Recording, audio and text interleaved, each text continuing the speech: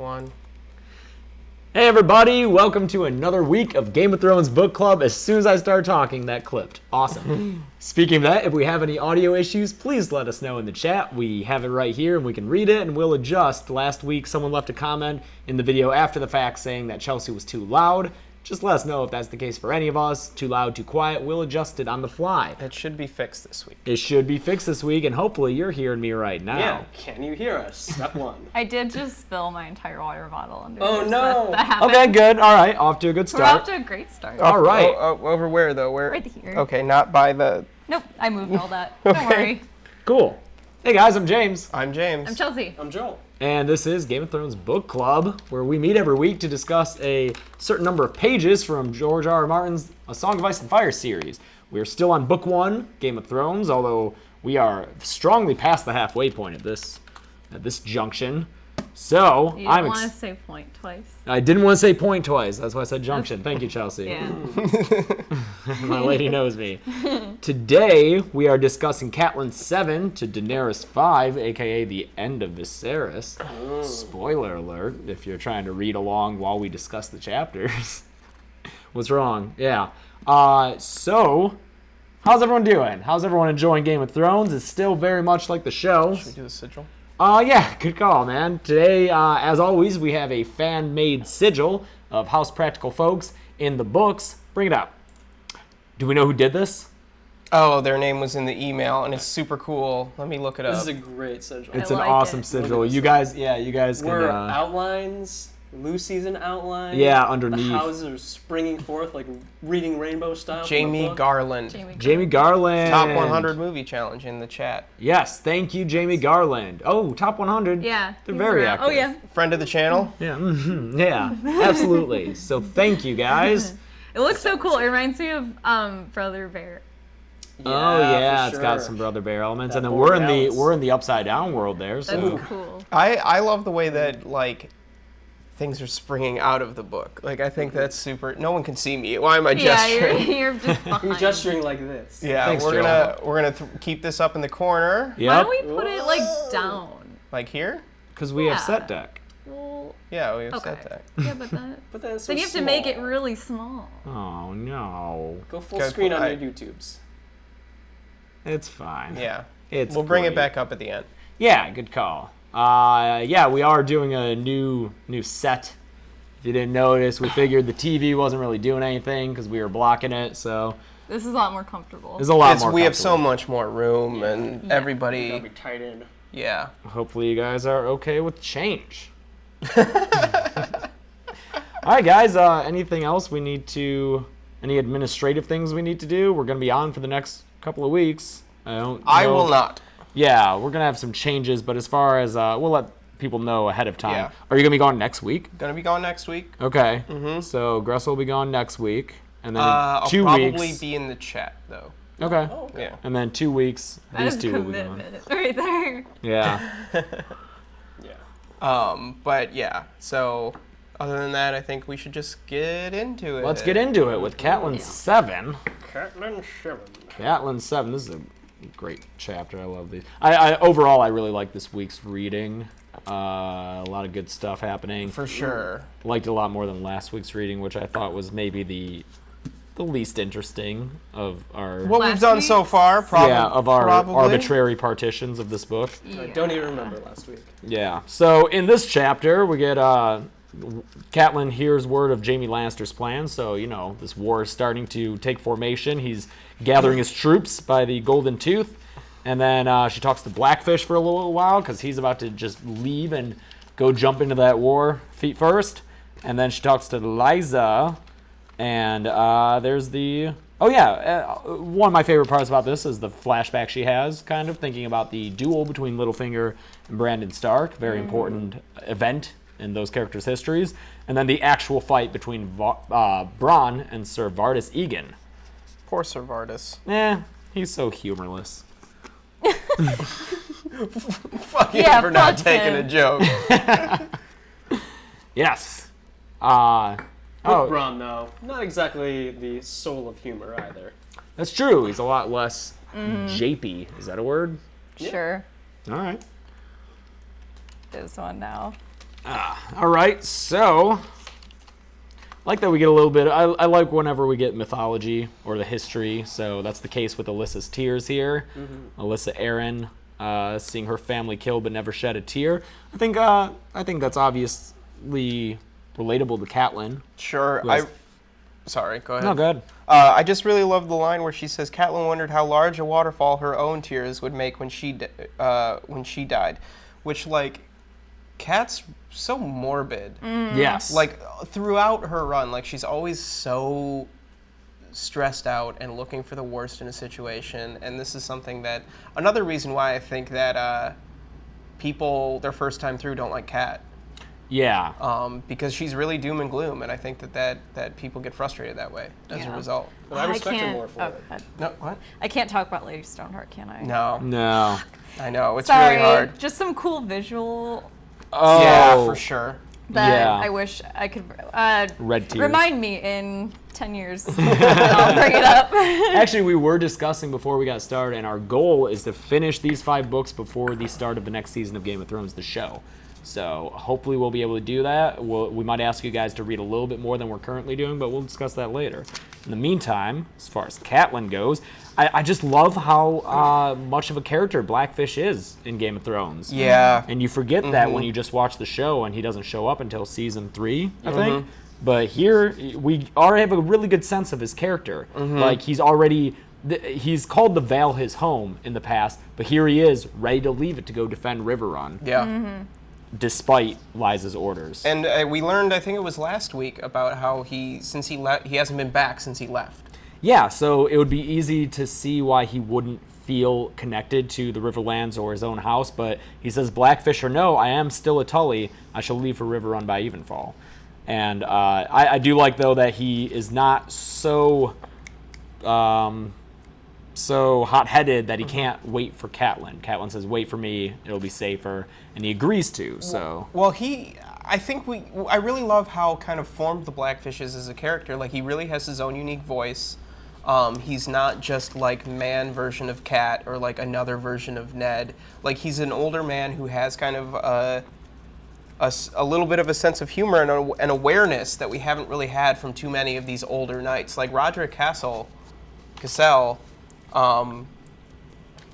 so duty-bound that I think he's blind to a lot of things, but the Blackfish is like going to join the Fools Festival. I'd tell you to slap some sense into your sister if I thought it would do any good, but you'd only bruise your hand. I love that. Which is so Funny good. line, yeah. Like, this is an older knight who has a wit unlike any character I think we've seen save Tyrion and Littlefinger. Yes. That's right. But I think it's nice to see an experienced highborn warrior type character who knows what's up. Yeah. You know, and I loved that line. I liked, well, I told her she could bloody well find herself a new knight of the gate. Blackfish or no, I am still a Tully, and I shall leave for Riverrun by evenfall. And I like that Cat pledges her, I will give you 1,000 swords if you come with me to Winterfell and then go back. Like Cat's starting to realize that she needs to change her tactics. And that's just further proof that Cat's brash and impulsive, but intelligent. And people should give Cat a break. It's like a running theme through these books that I like is these grizzled old dudes who clearly are competent and actually know what they're doing having to answer to like little kids. Like Garrett in the very beginning. Oh, yeah. Is like he reminds me of the Blackfish, just having to answer to Sir Waymar and being like, I clearly know better than you, but my station, you know? Yeah. Yeah. Like, I feel bad that the Blackfish has to spend so much time with Sweet Robin. I'm frustrated for him. Yeah, can you imagine, like, I just feel bad for the Blackfish. I mean, the Blackfish gets his later, but, like, Yeah. this situation is not great. Like, I think that there's a reason why, like, he's the Knight of the Gate and not, like, up at the Eyrie. Yeah. Probably by choice as well. For he might sure. have started there Yeah. and decided, It was I like, can't no. support this. I can't be a part of this. Liza's not exactly the girl she was growing up. No. Um, I had a question. Yes. Not about the Blackfish, but about what the news that they're discussing of Jaime kind of massing in the west. So, just so I'm clear, because it's a little bit different than the show, and I think maybe clearer in the books. Yeah. It's, you know, I would think from watching the show, and maybe my memory of the show is a little fuzzy, but I would think that the Lannisters would be coming to, for the Starks, based on what Ned did, mostly what Cat did. But is what they're going into the Riverlands, is that because not just that they consider her a Tully more than a Stark, but also because the Riverlands is right there, strategically vulnerable, the North is a lot tougher to get into, and because maybe with Hoster sort of less a presence, it's going to be Vulnerable? Yeah, vulnerable Yeah, due to leadership. But Edmure's not as strong a leader. Yeah, I think tactically it makes more sense because when you think about it, if they're attacking the Riverlands, they're roping in by default more than just the Starks, which is what I think that they want. And I think that they're just kind of putting themselves in the center of Westeros and basically begging everyone to provoke them. I also think that you can't get to the north. Exactly. You have to go through you have to go the through the Riverlands to get to the Riverlands, north. or you have to go around via a navy. And the Lannisters don't have a navy because it was burned in Greyjoy's rebellion. Oh. So they How did that happen? it was Victorian. Oh, that's We learn about that right. later. Victorian. Yeah, the Lannister navy doesn't exist. So the only course of action that Tywin has is to attack the Riverlands because you have to go through geographically. But it's also a tactics thing, like Chelsea said, because they know Edmure is hot-headed and eager to prove himself. And they know that Hoster is too sick to command. Tywin knows Hoster from way back.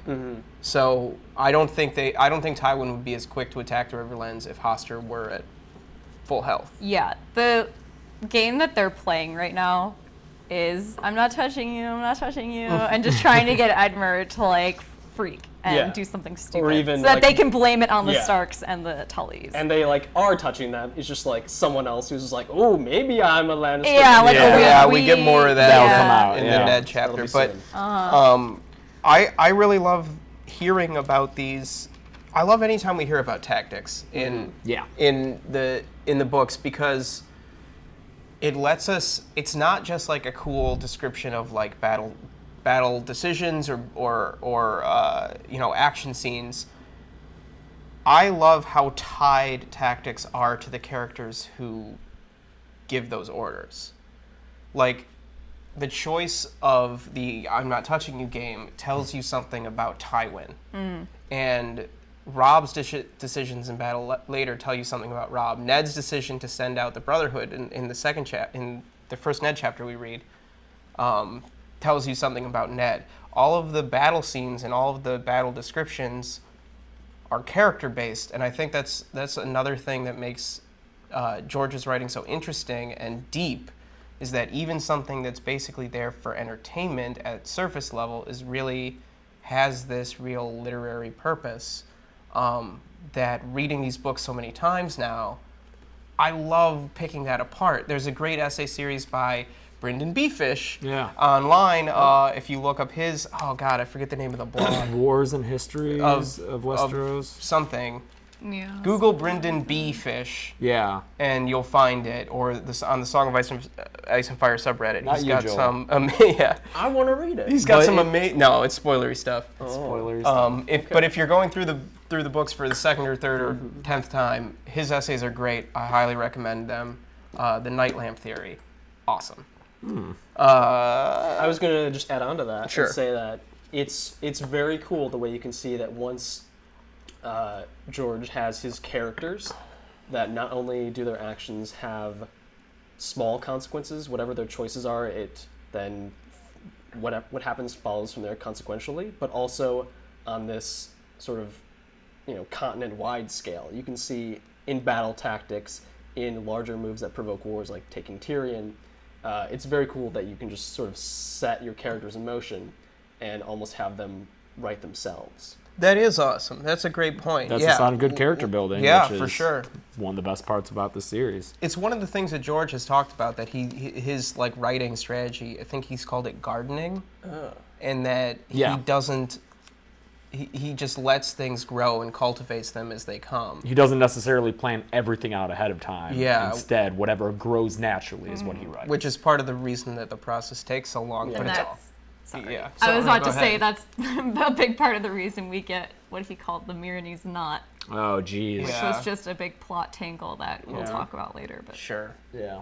We'll see. I do like that Catelyn is beginning to. I mean, we've already seen her have her suspicions and doubts about what she thinks she knows. But Lysa had named Cersei in the letter she had sent to Winterfell, but now she seems certain that Tyrion was the killer. This is Catelyn thinking that and realizing that maybe he's not. And even though she says she's confident that the Lannisters are behind the death of Jon Arryn, she does realize that Tyrion may in fact be innocent. I like how Lysa's standing there screaming, "He poisoned the hand of the king." Just like, I mean, can we talk about the resolution of this? Yeah. No. I mean, all right, it's just pretty brash for her to be doing that. Yeah. Yeah. I do like to maintain surprises for people who haven't watched the show and are reading for the first time. But she's deflecting hard. She's Yeah. deflecting that's, pretty that's, hard. I guess that's what we can say. Yeah. It is frustrating to me. I mean, I guess, like, the plot of the book has to play out as it does, but it is frustrating to me that, like, Kat is like, maybe I was wrong, but she's never, like, looking anywhere else. Yeah. It's always like, oh, Yeah. if it wasn't Cersei and it's not Tyrion, it must have been Jaime. Yeah. Like, those are the only choices. It has to be Lannisters. She's just so focused on that, and that's a little frustrating to me when Kat is clearly having doubts and has been having doubts for a couple chapters now about. She doesn't act on them enough. Yeah. Yeah, or think outside the box. I do, kind of going off of that, I love how this chapter is such a mystery chapter. It's all about Jon Arryn, which is the mystery that kicked everything off. We get this little bit that's super interesting. Maester Coleman says, his Lord Father agreed with you, talking about how Robert Arryn has to be away from his mother. She turned to behold Maester Coleman, a cup of wine in his hand. He was planning to send the boy to Dragonstone for fostering, Oh, but I'm speaking out of turn. And then Catelyn's like, no, I thought it was Casterly Rock, not Dragonstone. And then the Maester, who's drunk, is like, I really shouldn't be talking about this. And it's just another piece, which we've had this hinted at before. Yeah. That Jon Arryn and Stannis had agreed to this arrangement. Because Ned previously learned Yeah. this. So Right. I went back and did a little homework because Thanks, Joel. this was a little. Yeah, it was a big deal to me. So. Because page it's 45 Stannis? Well, yes, I love Stannis, but You're to gonna me love this book was. Stannis. I'll tell you two things because when I was looking for this, I realized something bigger that made me sort of go like, "Whoa!" Page 45 is when Robert says to Ned I'd in hoped Eddard 1 that he wanted I'd hope Robert to foster go to him Casterly Rock. with Tywin at Casterly Rock. Yes. Page 275, Eddard 6. Jory Joel. reports that the staff of Jon Arryn said that Jon was sending Robert to Dragonstone. So it's Jon who wanted his son to be fostered at Dragonstone, and Robert who was going to send him to Tywin. So Yeah. by Lysa, I feel like not mentioning that or denying it, I feel like this is the first concrete proof of Lysa not just being like inconstant or mad, but duplicitous. Interesting. Assuming that she knew that her husband was also planning on sending him Which I to feel like if Dragonstone. scullery maids do, then she would. And also, you have to imagine that she would be aware of her husband's plans to send her son away. Yeah. With how close she is to her son. Yeah, and she would want to keep him there for several reasons. Right. Can I tell you the second thing? Yeah. So I thought that maybe Littlefinger was involved, and that made me go back to see if maybe Littlefinger had mentioned the fostering thing to Ned and Kat when they first meet up, and I realized, okay, I have to go back farther.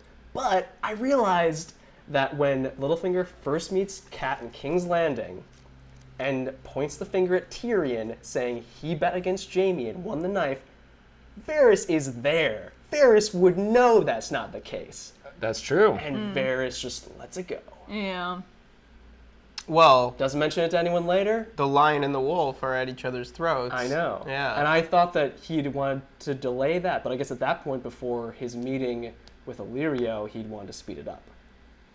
He also probably doesn't want to let Littlefinger yeah. know that he knows. You Yeah. know, with that, you got to like kind of play dumb with the other one. That was my thinking. Like, okay, if Varys knows this, he must know what Littlefinger is up He to. can't tip his hand that much. That's one of those instances where you would love to be in their heads. Yeah. Yeah. And I think the show has a scene that kind of clues us in on this type of thing because it's when they're talking In the front of the throne throne. room? So in the throne good. room, yeah. And I mean, it's kind of clunky dialogue, especially when you watch it knowing everyone. But they're just like, oh, well, I know this, and well, I know this.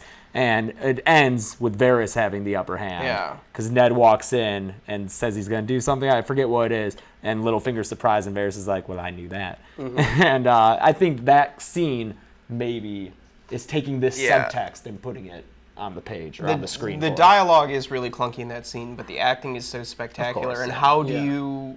how do you make that subtext known to an audience? Like, it's a difficult thing to do as show writer. So they did it's a fine job. but A fine scene. but it's definitely one of those things where it's like, oh God, I would love to be in Varys' head when he's like, God, no. Hey, let me talk about the setup of the duel, because this has a lot of fun stuff. First off, Robert Arryn, Lord of the Eyrie and Defender of the Vale, was fidgeting impatiently in his elevated chair. I just love that it gives his like lofty title, and he's a child. So I actually wrote haha with that. And then just all the preparation that Sir Vardis has to go through Yeah. is all, I don't know, I'm sorry, if I don't think that's passive voice. Yeah, it's passive voice. Yeah. He is helped back to his feet by one of his squires. Yep. They strap his shield onto his left arm. His squire places his sword in his hand. Like, he can't even grab his own sword. It has to be given to him. And I think that's very indicative of how this fight ends. It's just like, yeah, this guy is way too overdressed for this. I love the detail too when they give the sword, Jon Arryn's sword, to Yeah. Sir Vardis, and Catelyn says, Catelyn. It seemed to Catelyn that Sir Vardis might have been more comfortable with his own sword. Like, Cat is aware enough of fighting to be like, this is a bad idea. Yeah. And George also mentions, in comparison, bronze sword, too sharp to touch, whereas the sword, Jon's sword, the sword that Vardis is going to use, was lovely, delicate, and Beautiful not his. beyond Handsome, a doubt. yeah. And bronze sword, I think, is ugly. Yeah. Isn't it? Oh, yeah. It's described as Ugly, ugly. but Silver versus very gray. sharp. Yeah, Yeah. very used.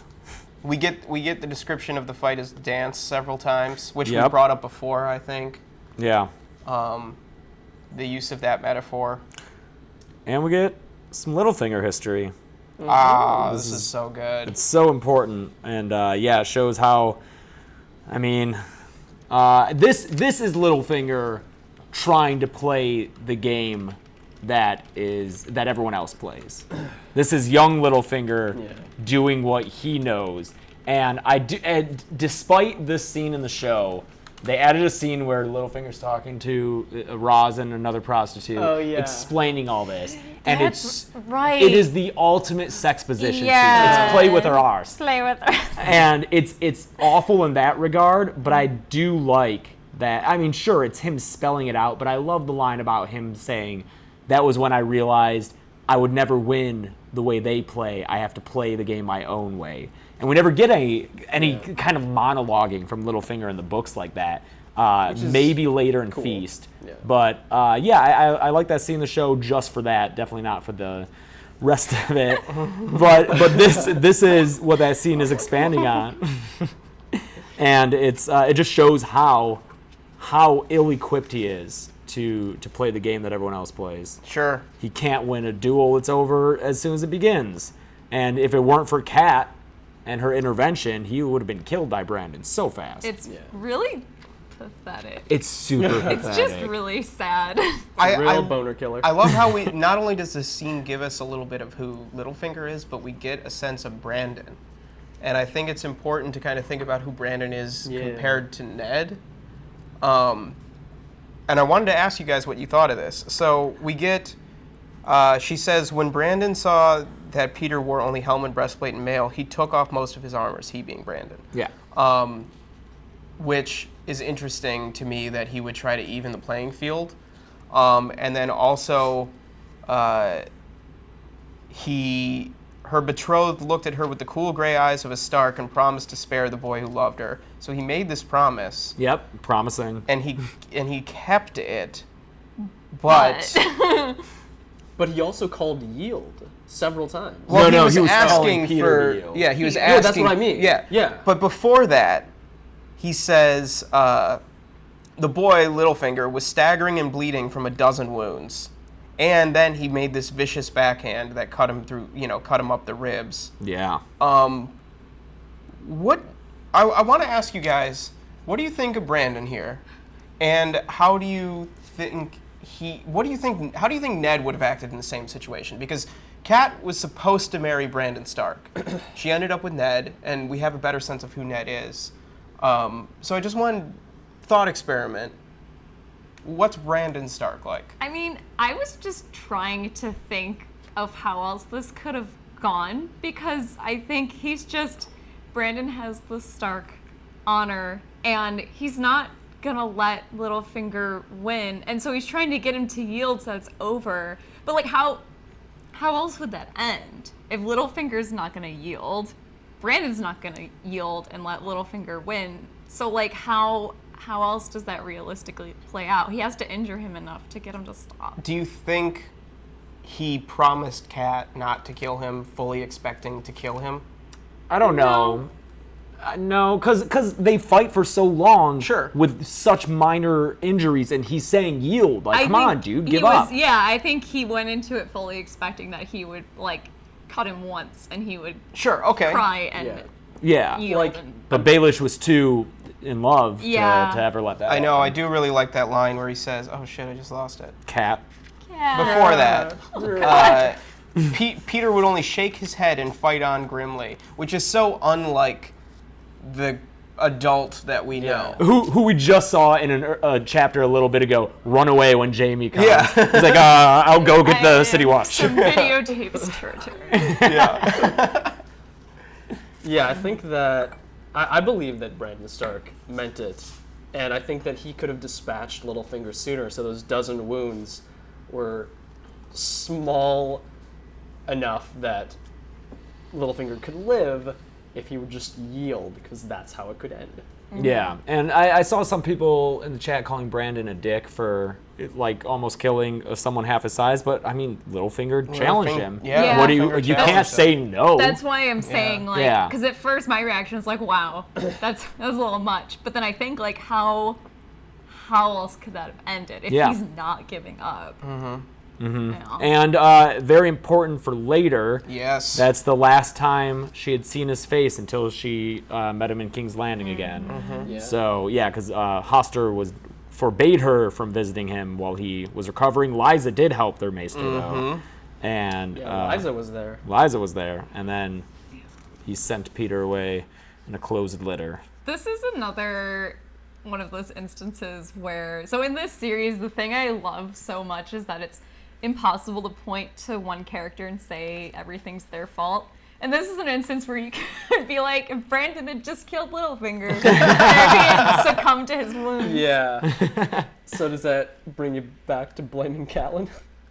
No. I'm You just. can't blame let it. him It's live. also It's just. circular. It's that game. It's a system. Yeah. Yeah. Joel, why do you have a flashcard that says situational irony? It does, and Oh. it's when the writer shows discrepancy between the expected result of some action and its actual result. I read this every week. Oh, And cool. Well, I just was wondering. yeah. I didn't know it had Is anything that on from the like back. high school? This is from high school, and I have a stack of note cards of literary terms Oh, that boy. I made, and they are my book. That's marks. awesome. Yeah.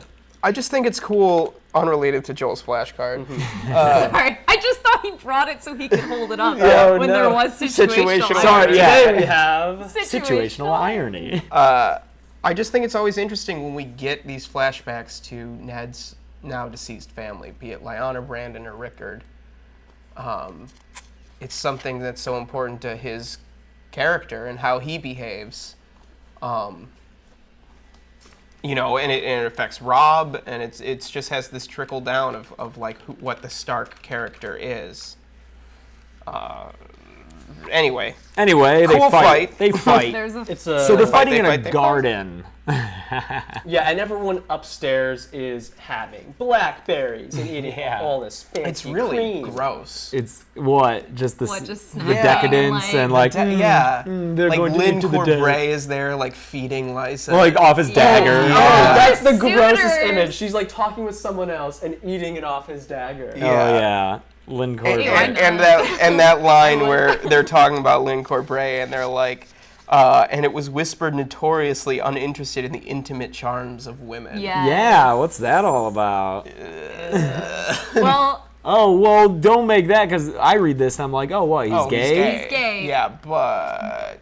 That's in, like, dance. Yeah, that's a dance. Oh, we later learned that his predilections Yeah. are He's little into some sketchy stuff. Yeah. run young. He's not good. No. He's not a good guy. Also, when it says on 437, drawled Sir Lynn Corbray. So now, in my mind, he speaks with a southern accent. Trial first, then execution. Wait, who? He's like a curly-haired gunslinger. Wait, who did you read? Lynn Corbray. Yeah, Corbray. it says he drawled. He's Kenneth Branagh from Wild Wild West. You can even say Lynn Corbray. Yeah. Corbray. Oh, I'm Lynn Corbray. Make him fly. We're gonna make the bad I man do fly for declare.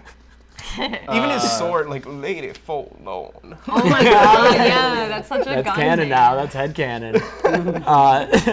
Also, you mentioned it's described as a dance. It's also described as a song. Their steel song filled the garden. And what's the series called again? A Song of Ice and Fire. Tits and Dragons? Tits and Tits and Dragons. Dragons. Yeah. So, yeah, Bronn wears him out. He runs around in the armor. He's not Yeah, fighting Vardis good. can't keep up. They're not fighting good. They're not fighting well, Titsuggers. Again, it's just this like Thank you. putting ritual and appearance over Functionality. practicality. Yeah, Yeah. practicality. Yeah. And I love that the sword snaps. Yeah. Oh, yeah. You know, like that. On I think the statue? Yeah, and I think this is a really interesting fight. We've only gotten a couple sword fights, and this is the most kind of formal. This is the first time I think we have like a knight in battle, like a fully armored.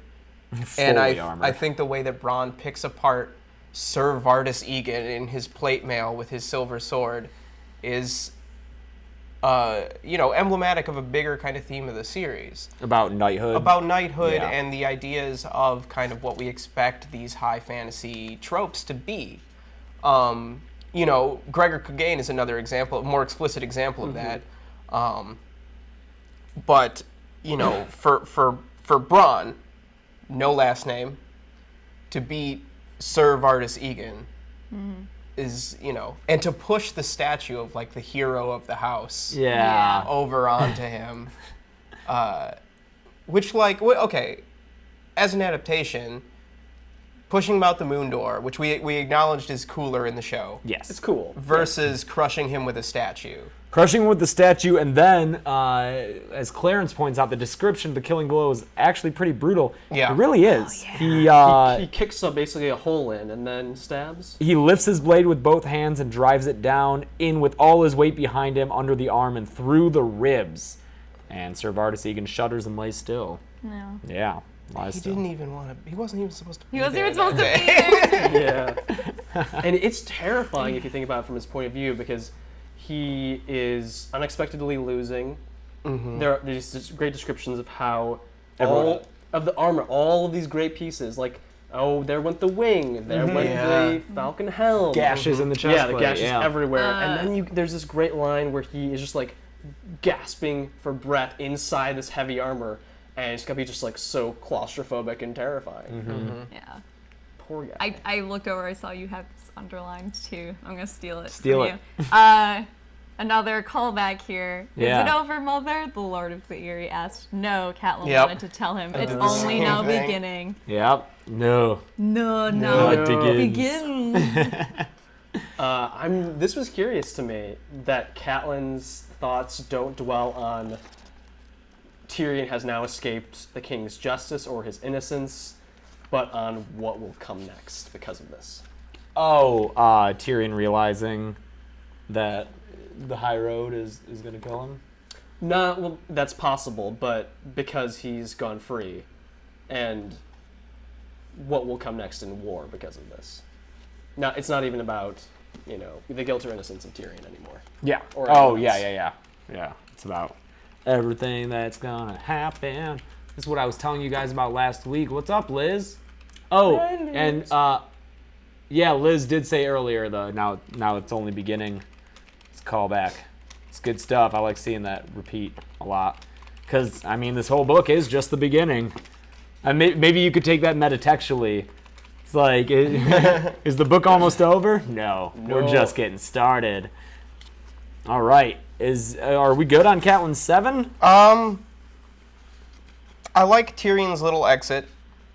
Where he's kind of just like, yep. I like Catelyn acknowledging that the High Road is another sort of death sentence. Yeah. And I think that there's no joy in that for Catelyn. That Tyrion and Bronn will presumably be killed on the High Road. I think that she's upset about this. Yeah. Why? Why do you think she's upset about it? Because The workaround. She knows that that's a bad result to this whole thing. Like, I think she's realized at this point that taking Tyrion captive was a mistake. Yeah. And for him to be killed, especially in, especially in such a stupid way. Like, the trial by combat is one thing. She can put that on Lysa, but then for him to, like, get away and be released and then to be killed by, Yeah, like that's the mountain clans. Like, that's kind of on her. Yeah, it's and then poor, now there's war happening. Why doesn't she leave with him? What? Just be like, Why don't Just they take a kidding, group or- out? oh. I guess they And also, probably don't want to they're both be together. leaving that way. Yeah. I understand that, but Yeah. does she give him like a day's head start just so they don't leave Yeah, together? Yeah, it's that awkward, like, oh, I'll see you later, and then you walk Yeah. out the same direction. Yeah. and- But like, Catelyn wants to leave as soon as possible. Right? She doesn't so want to hang around. Yeah. she's got to give it some time though, just so they're not together. Yeah, or else then they get out of the Erie and are like, well, going to see my Lord Father in Casterly Rock. Well, going to see my brother who's at war with him, so see you there. I wonder that, now, this is 2 chapters from now, but is there not one way out? Could not Tyrion and the Mountain Clans have just turned around, gone back for Catelyn? What do you mean? If they're leaving by the same road, Yeah. Tyrion gets the Mountain Clans on his side. Yeah. Oh, and what, like taking her captive? Taking Catelyn. Oh, hostage. God. they'd have to go Tywin find- would freak Yeah, that would out. not have been Tyrion I knows don't that think that's not the Tyrion way to gives go. a shit about that. He's moved on to bigger Yeah. things. I don't think that's what he wants to be doing right now. I don't think he cares enough. Are we ready for John? Yeah. Cool. You Yeah, wanna we take gotta the- move on. I mean, that was a big chapter. It's a big chapter, and it's a great chapter. I love that duel, and yeah, like you said, it's the first real formal sword fight that we get, I think. Well, we got the battle on the High Road. That was a battle. Yeah. This is a one-on-one sword fight. First duel. Single combat. Yeah, single combat. This is a armored knight. Yeah. Yeah. So I Alright. think that's whatever. What's up? All right, John 5. John 5. John Wanna 5. Change that, boy. So, Oh, yeah. in this chapter, John and I need to borrow the your rest pen, of the cohort learn from Sir Alistair that they are going to be brothers of the Night's Watch because they have a few more coming up who need to be trained. Basically, they're just pushed along by the system, even if they're not prepared, except for Sam. And they have a feast, and John is thinking over how Sam is not going to come with them and what that means. He rides out and contemplates leaving, and then returns and pleads Sam's case to Maester Aemon. Wait, does he contemplate? I don't think he contemplates leaving. He doesn't. There's a moment, yeah. He talks about how if how I he- wanted to, I haven't said the words yet. That's right, yeah. It's not yeah. as serious as It's not later. serious, but he thinks you know, Later, he does the same thing, Yeah. a Yeah. little bit more. he tries to leave later. Yeah, Yeah. yeah, and This which is- would be Dessert. Yes. Deserting. It would be blackberries and Yes. cream. So, starting off, I love that Sir Alistair just has pretty great nicknames for these kids. Like, they're like pirate nicknames, like Toad, Lover, Pimple. Monkey, Pimple. Monkey. Yeah, Like, monkey. I'll take Monkey. I'm cool with Monkey. Three-fingered Hob. Oh yeah, three-fingered Hob the cook. The cook. Yeah. He only has He three has fingers. 3 fingers. Yeah. It's just very accurate. Yeah. So what did you think of the? Oh, actually, this is what I want to start with. The page 446. I really like that. In the same way that George writes Tyrion really well, and has the non-dialogue language reflect thought, I liked a lot that in this first paragraph, that the language of being a ranger is very heroic. It shows that Jon really wants to be a ranger. But the rangers were the true fighting heart of the Night's Watch. It was they who dared ride beyond the wall, sweeping through the haunted forest and the icy mountain heights west of the Shadow Tower, fighting wildlings and giants and monstrous snow bears. Like, it's breathless. There's no commas in that last list. Yeah. Yeah, I agree. And I think that there still is a reverence when he goes and talks about the builders, but it's a long time before we get the description of the stewards. And I think that that's because we get the builders right away. Yeah, that's not by accident. Oh, because if we got it right now, it would be like, oh, that's Sam. Right. Well, sure. I mean, from that perspective, but also from John's perspective, It's not I like a think he real sees, position. because what we're doing is we're starting beyond the wall. We're starting out in the haunted forest with the Rangers, out fighting the good fight, taking it to the wildlings.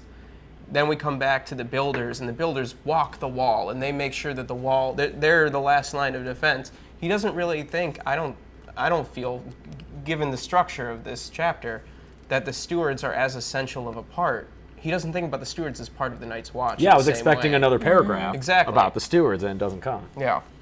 And I think that's really important, going with where John's story goes. He doesn't have that same reverence. He doesn't see the value, I don't think, The stewards. in the stewards, except in relation to someone like Sam. Yeah. He does see an individual's value. Yeah. It's also the most feminine role at the wall. Oh, Being yeah. a steward. Yeah, Sure. I guess It's all the less- housework The cooking, and the stuff. cleaning, the reading. For sure. And that's, I think that's something that really defines John, because we see throughout the books, any woman that he's interested in or seems to have respect for is very masculine. Oh, for sure. Arya, his favorite sister, Egret. Egret, and later there's a book-only character that we meet that is a lady. Yeah, for sure. I won't talk about too much, but he, even like in women, he tends to gravitate towards the ones that are more masculine. Strength. quote. Yeah. Yeah. Like outward strength. Outward strength. Yeah. And maybe that's just because as a bastard, that's what he grew up valuing, because that's what he had to do. He had to be strong. Well, I also think that the chief feminine influences in his life was one who openly hated him. That's true. Yeah. So if we're armchair psychoanalyzing John, that kind of femininity is something that I think he resents. Yeah, he had no female role, Yeah. parental role Right. in his life, or at least no Yeah. positive one. Where his father, who's very masculine, Yeah. treated Yeah. him very well. And of course, we're saying these as traditional. Yeah. We don't actually think this is of- women. Within obviously. this world. Yeah. Yeah. So the best characters are the characters who don't care about That's that. true. The stewards do the hunting for the watch, Phoebe. is But true. I think that's just a case of because of the wall and their circumstances. It's like, Yeah. yeah. But- And maybe even up there, hunting an animal is going to be less. Well, yeah, because if you look at a culture of a very northern house like Bear Island, the men are more of the gatherers, whereas the women are more warriors, because to do the hunting is to leave the protection of the castle Yeah. and leave the castle vulnerable. Yeah. So. Oh yeah, and Blackstar makes a good point about John describing Marcella, who's a very feminine. Oh yeah. Yeah, character. he right off not the a fan bat of Marcella. is Insipid, like she's right? insipid. Yeah. And, Oh, that's right. I think maybe he associates that kind of femininity with women who, just because of their station and rank, would never associate with him. And I think maybe it's part resentment. Sure. You know. And thinking about another woman in his life, Oh yeah. when he's thinking about Oh places yeah. he could go and really seeing he can't return to Winterfell, he can't go to King's Landing. 448. Yeah, he can't go to his mother because she's probably a whore or an adulteress, and he calls himself fool and thinks that whoever his mother is, it can't be good. Yeah. He's got mommy issues. He's got mommy He's issues. got mommy issues. You know. Um. Yeah, and we don't really see him think about his mother that often, right? No, I think it pretty much goes away after game. I mean, he does ask Ned about it, and then Ned tells him, "Well, next time I see ya." Yeah. So. He doesn't say that in the books, though, No, right? that's show on it. Oh, is it really? Yeah. Oh no, Damn. I'm already doing Good this. job, show. Yeah, he more or less stops where he has to because he has no other information. There's nothing he could learn. Yeah. I liked that. Basically, when we get to him going to Maester Aemon, he's showing his facility with leadership. And to me, For sure. he's not just pitching Sam, but inadvertently, he's pitching himself as a steward. Like, I don't think if he Oh, hadn't have done million this, percent. he wouldn't have been made a steward. Like, if this conversation didn't happen, they've Yeah. only seen him as a warrior. So you think Maester Aemon was like, hey, John told me to tell you to get Sam as a steward, but also this was pretty smart thinking on his part. Yeah. Maybe he should be. Well, here's where I think that happens. John tells Maester Aemon, here's what maesters do. And then Maester Aemon smiled, and then John goes into the Night's Watch needs all sorts too, and that's where Maester Aemon is like, oh, this guy gets it. I think that that and so was, depending on what you say next, you could be the guy. Yeah. Yeah, like a good Lord Commander is going to see the strengths in all of the men that come to the wall. And Yeah. I think that's a flaw in Lord Commander Mormont. You know? Really? Yeah, because Lord Commander Mormont doesn't recognize that Sir Alistair Thorne shouldn't be training people. Tyrion knows. Jon knows. Eventually, he might. No. No. At the end of this book, he sends him somewhere else. Oh, that's true. Yeah, That's for but- John's sake. Yeah. Sure. Yeah, but like, how many years has he been trained? That's true. It's Jon who kind of helps get him there. It's Yeah. not. He's not as connected. He's not to as the connected people to on the ground. people. Yeah, Jon is he's a good manager. Oh, yeah, and here, Top 100 Movie Challenge, who provided this wonderful sigil for us, said, yeah, that's what I was thinking too. Aemon and the Lord Commander haven't been watching him lead the boys in the yard, and now they hear about it and go, huh? Yeah, Alistair probably did not relay these positive No things to way. them. Alistair was not reporting to them being like, oh, the bastard's a really good leader. Tyrion's mention of Jon Snow earlier in the book, Mormont says, "Oh yeah, the bastard, right?" Yeah, that's all he knows about him. I just had this thought with Jor and Alistair. Alistair reminds me of the type of coach or teacher who tries to get you improved by being a dick, like in Whiplash, where he's throwing drums at the kid. Yeah. And then Jor is like the person who's like, well, Jor? Jor Mormont. Yeah. Is Yeah. the person who's like, well, if it, gets results, I need it. We're like, My father threw chairs at me it growing worked up. for me. I'm fine, but yeah, I think we can recognize that that's not a healthy way of training people. It's also just like, he's like the head coach that you don't see. Like, he's not your position coach. Yeah. And then Yeah. it's like, oh, my position coach sucks, but I have to go all the way to the head coach's office, and like, what if I'm bugging him? Like, you don't want to go talk to Your vice or like principal your and vice principal. Yeah, right. Or like your TA and your professor. Yeah. like whatever relationship. Like Going over someone's head is always risky business. and here John does it. Yeah. Also, what were you gonna say? I was just going to point out that Maester Aemon is described at least twice as gentle, especially in contrast to Chet, who's just this Chet. angry, Oh. Is Chet angry the one little with the man. I was goiter? gonna, the the boils. wen, which is just Yeah. a big old boil. That's gross. I mean, it's it's unfortunate. Yeah. Oh, guys. Speaking of faces that would break your heart, that describes someone else in the Oh chapter. yeah, earlier, yeah. But Chet's would break my heart. Oh. Just full of pimples and boils. I also Oh. love too Goiter how decides what people say. John's just like, Chet can't read. Yeah. and then my Chet's God. right there. Yeah, John has such balls to do this. It's like he's like, he can help you. He can do sums, knows how to read and write. I know Chet can't read. This guy right here. Yeah, It's like, hey, boss, I want you to promote this guy who's not even really a part of us yet.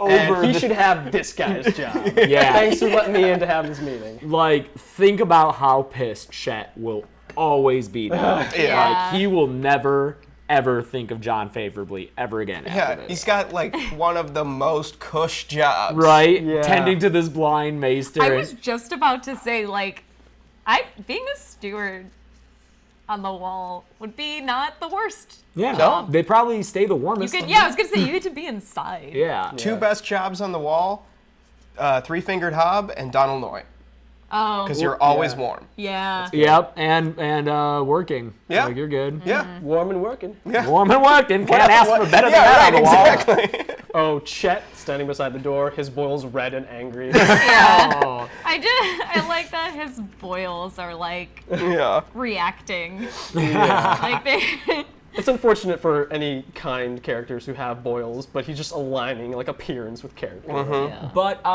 Black Star said making enemies. That's a good point. Yeah. Alistair has been on. Alistair is no fan of John, not since day one. And then John, we saw him originally start to not be on anyone's good side until Donald Noy gave him that wake the fuck up talk.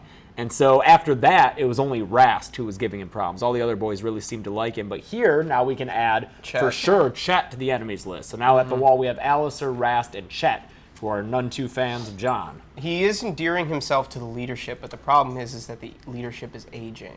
Very much Like, so. obviously, Maester Aemon is super old, and Jeor Mormont is not a young man.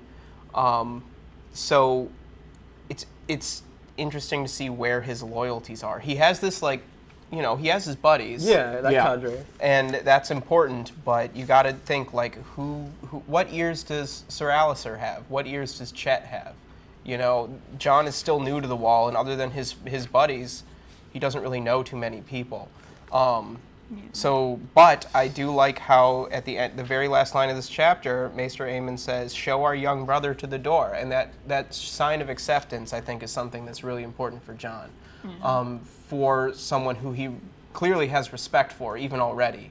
And I think some of that comes from his respect for Maester Luwin. Yeah. He knows that a maester is someone that you treat well. Yeah. And, so for Maester Aemon, so well respected, to say, "Show our young brother," that's an important thing for John. John is such a Taylor Swift. Like, he has his squad, and he's like, it's either, you're with us or against us. And he's kind of, he's getting his, Crow squad. And then everyone who's, not part of the squad, he threatens with Ghost. Or threatens to write a song about them. Yeah, Taylor Swift does threaten people with direwolves. Yeah. It's always in the news. Who's Katy Perry and who's Tom Hiddleston then? Oh, God. Katy Perry would just be Sir Alistair. Sir Alistair is totally Katy Perry. Yeah. Egret is Tom. Well, we don't know how that ended in real life, so there were fewer arrows involved. Yeah. Any Any last thoughts before Yeah. we move on? We I should had move one. on. Yeah, we have We a lot. do. There's a piece of language I want to point you guys to that I enjoyed. We get in this book expressions that we have in our world, but it's always fun when they have their own expressions, like dark wings, dark words. Yep. The bottom of 445, they're just talking and they're saying, "Oh, we don't like each other, but we really do." And Ho, said Pip. Listen to the crow called the raven black. So Yeah. I love that it's the same structure as if you have an Pot called our the kettle, world of yeah. like hypocrisy, but they're using the same color too. It's great. There's another one of those, I think, in a Ned chapter, and I can't think of what it is, but if I see it, I'll Oh, I bring think it up. you're Because right. I was like, this is clearly George wanting to use the modern equivalent, Yeah. and he can't, so he just changed it. He's really good at that, though. Yeah. Like, I think that's one of the things that makes these books, accessible. Yeah. Yeah. Is that they're not written in some kind of highfalutin language, really. Yeah. So I He think does later say, "From the mouths of babes." Yeah. Which is just the expression. Yeah. Yeah. But like that's Yeah. You can't get. yeah, like From Okay. the beaks of little birds. Yeah. Joel's gonna John. finish the series, confirmed. All right, let's move on to Tyrion Tyrion. 6. Ooh, This is a Tyrion. great Oh boy. chapter. Another This good is a one. lot of See, the fun. John one I didn't really. I mean, I guess after discussing it, I like it the was fun. description of like the Maester too. Yeah. Like I like that. Him and Maester Aemon is good. I think the beginning of that chapter Him and is Maester just a Aemon is little. always good. Liz was like, "They're such frat boys in this chapter." And it's like, Yeah. yeah, they are. Yeah. Whatever. And then like he takes one too many midnight rides for me to care about them. Seems like he's always just like He goes off with brooding off. Ghost Yeah. and- He does think about. He thinks about all the places he can't go. He's Yeah. like the world. It was like- It's a little broody. All right, Tyrion's. John's got a lot of emotions, guys. Just gotta feel him. Oh God, such a T Swift. Tyrion Swift, I almost said. Tyrion 6. So this is conversation between Tyrion and Bronn on the high road. Tyrion kind of going over the psychology of a sellsword and buying Bronn's service. This is him pretty much employing Bronn and telling him, if anyone ever tries to have you pay you to kill me, I'll pay you more. I could have underlined this whole chapter. Yeah, Yeah. basically. We also get the story of Tyrion's ex-wife and first lover, who is not described by name, Tysha, and it is different from the show where Shay is present for the Yes. story. It's Shay, Bronn, and Tyrion hanging out in a tent, drinking, swapping stories, and he tells this story, which ends up having little impact on Tyrion later in the show series, but in the books, as we will come to learn, this is a huge defining thing for Tyrion. This Yeah. is something that will drive him almost completely in that 5th book. Yeah. Like this is one that you don't want to forget. If you are making notes in your books, even if you're not, put a star on page 458. Yes, it is very important. Or you can also do what I did and wrote, "Oh no," over the description of what happens to her. We maybe should have given a trigger warning for this chapter. It's a little Yeah. rough. We definitely will in Clash for at least one scene, which is very difficult to read. Oh yeah. We keep building it up, Joel, but I promise you, So, it's hold on for it's that. Yeah, it's gross. it's gross. Yeah. I wrote, oh, comma, Tyrion. Yeah, exactly. This is just a horrible story. I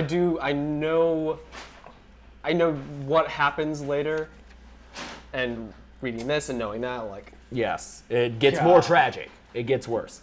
And then after a You brief, do know what happens later? I do. Oh.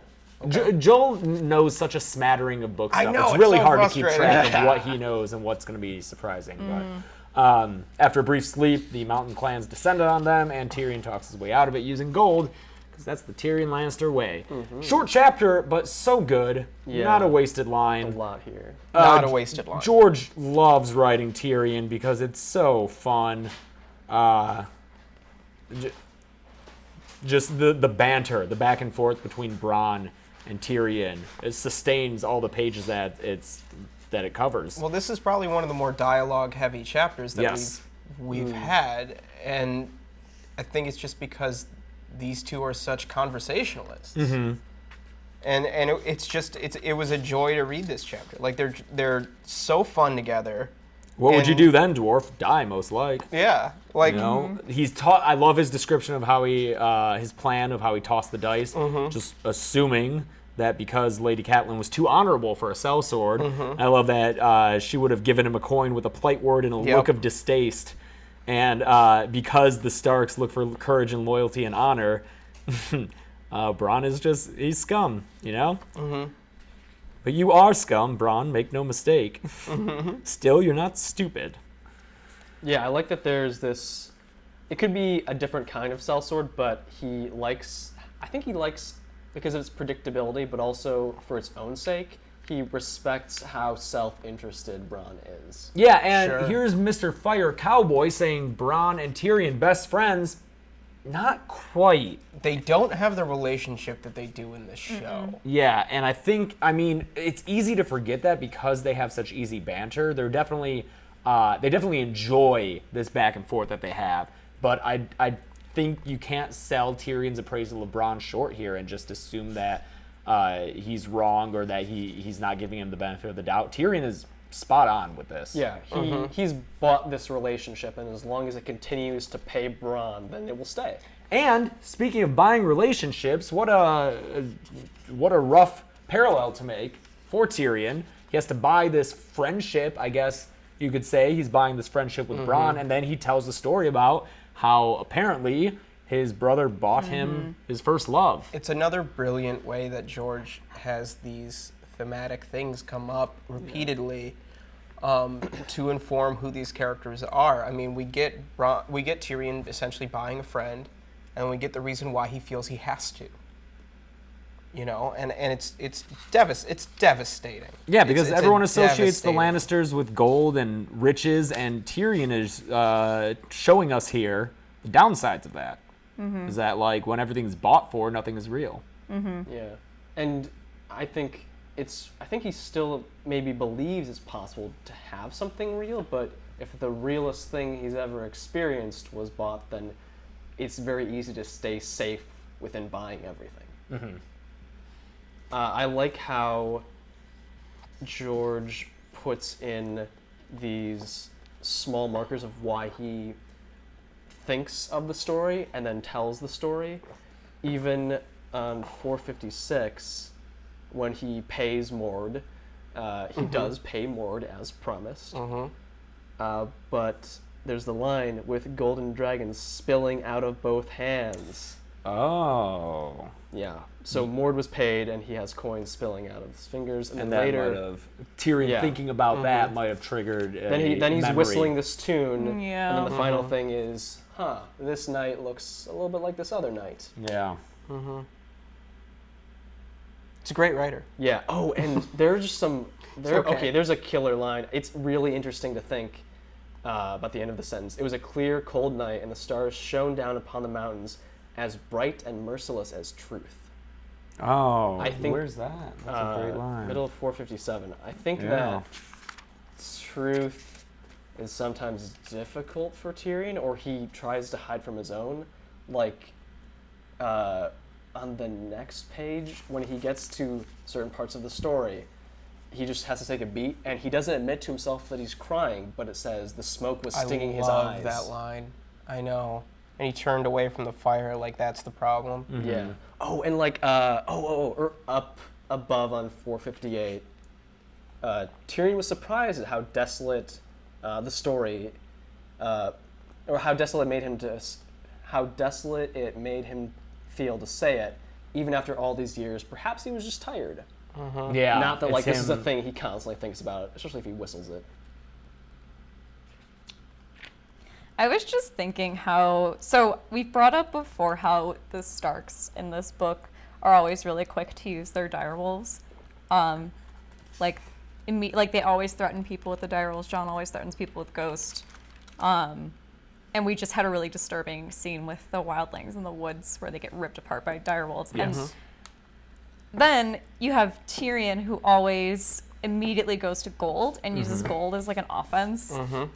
And then we get this really disturbing scene where gold is used as a way to like really hurt someone.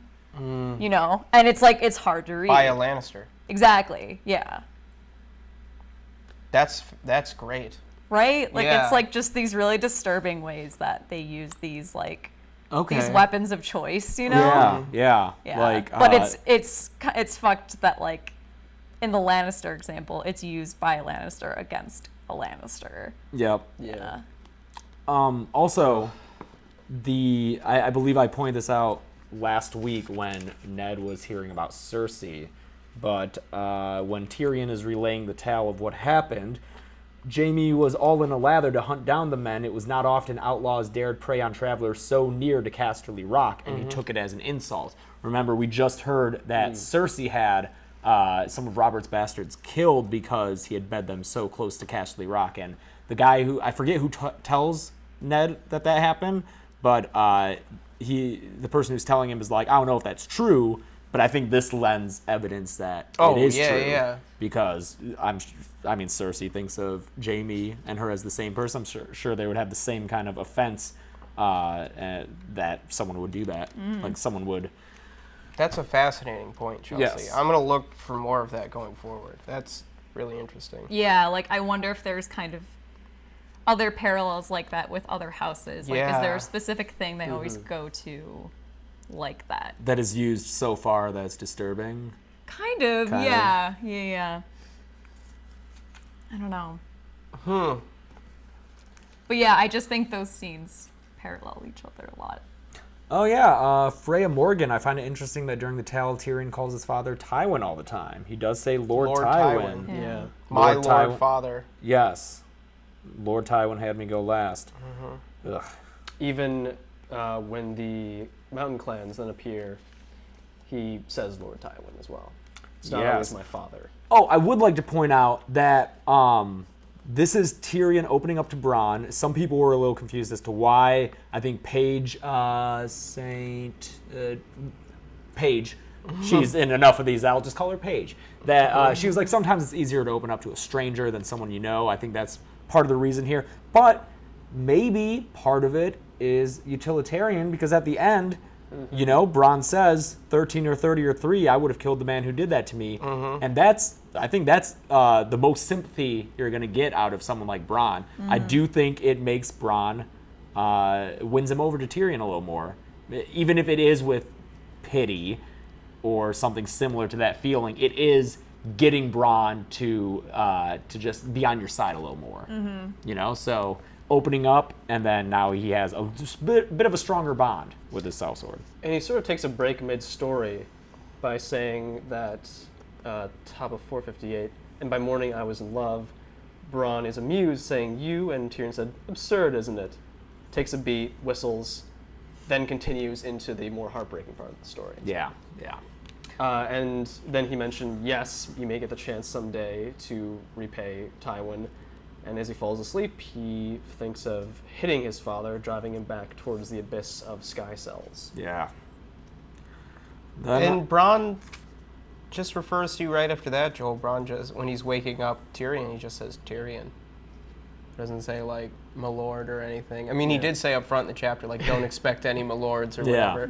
But I think that's part of their relationship. Like, getting on that first name basis, I think, is part of what, almost part of Tyrion's plan. I think, going off of your point, James, that he's endearing himself to this man. Just like he endears himself with the mountain clans as soon as they show up. Yeah. They say, our goat, Tyrion agrees, your goat. He's quickly willing to just give them everything. And maybe that's him having learned from his experience with Lysa, where he like mocked her and wound up in a sky cell. Maybe this is him like, okay, sometimes I gotta be real deferential. And I love how he adjusts his plan as they respond. Yeah. It's like, I'm just gonna buy them off. We're gonna pay you for the goat. They're like, no. And then it's like, okay, what else? He's sussing out what they really want. And he's observant and sees that they have sights and wooden spears and a just shitty axe and so he knows that's the way in. Oh, I also love this description of Shagga, son of Dolph.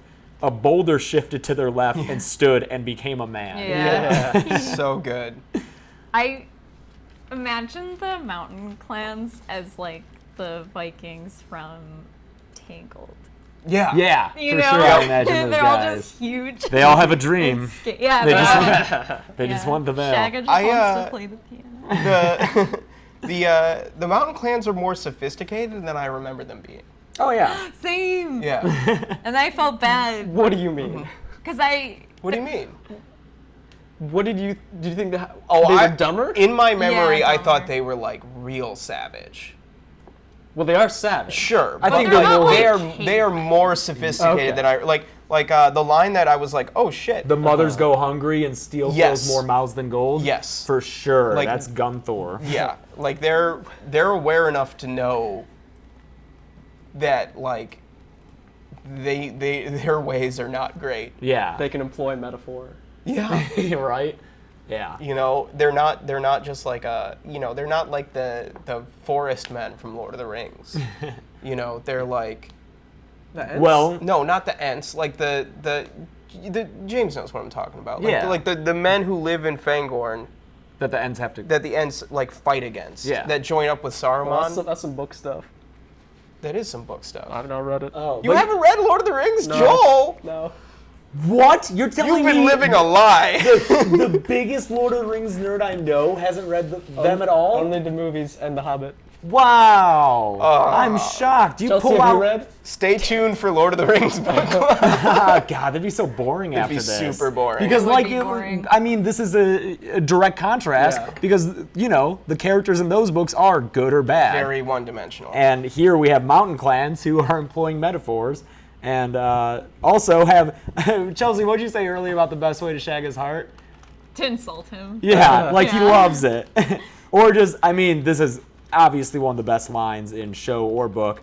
How would you like to die, Tyrion, son of Tywin? In my own bed with a belly full of wine and a maiden's mouth around my cock at the age of 80. Yeah. Like, classic Tyrion, and it helps win them over. And if you mention a penis, Shagga loves that because he's always like, cut off the cock. Yeah, He's Yeah. with feed it it. to the goat. Yep. Yeah. Yeah. And then, yes, this chapter ends with Tyrion promising them the veil, The veil. of Aaron. Yeah. Because Yeah. obviously Tyrion has no love for Liza or little Robert. Yeah. And so he's like, hey, fuck them. I'll help you take care of Yeah. them. I love that we don't have, like, coming out of the chapter, we don't have Tyrion griping about Catelyn or thinking about his revenge plans. We don't get complaining about Mord or Liza. And it's only when he sees an opportunity at the end of it do we get like, oh, he's still pissed at Liza. Yes. Which net is this? I don't know. Any last thoughts on this Tyrion? I got one. I'm gonna take it to a lighter note for a second, guys. Ooh, good. Do you want? I have a theory as Sure. to how that Mirish tune that Taisha would Oh, sing. I'm just gonna hum it for you. What I think it is.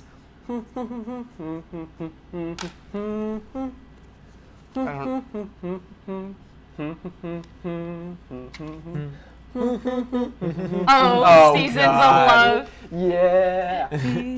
I thought it was gonna be.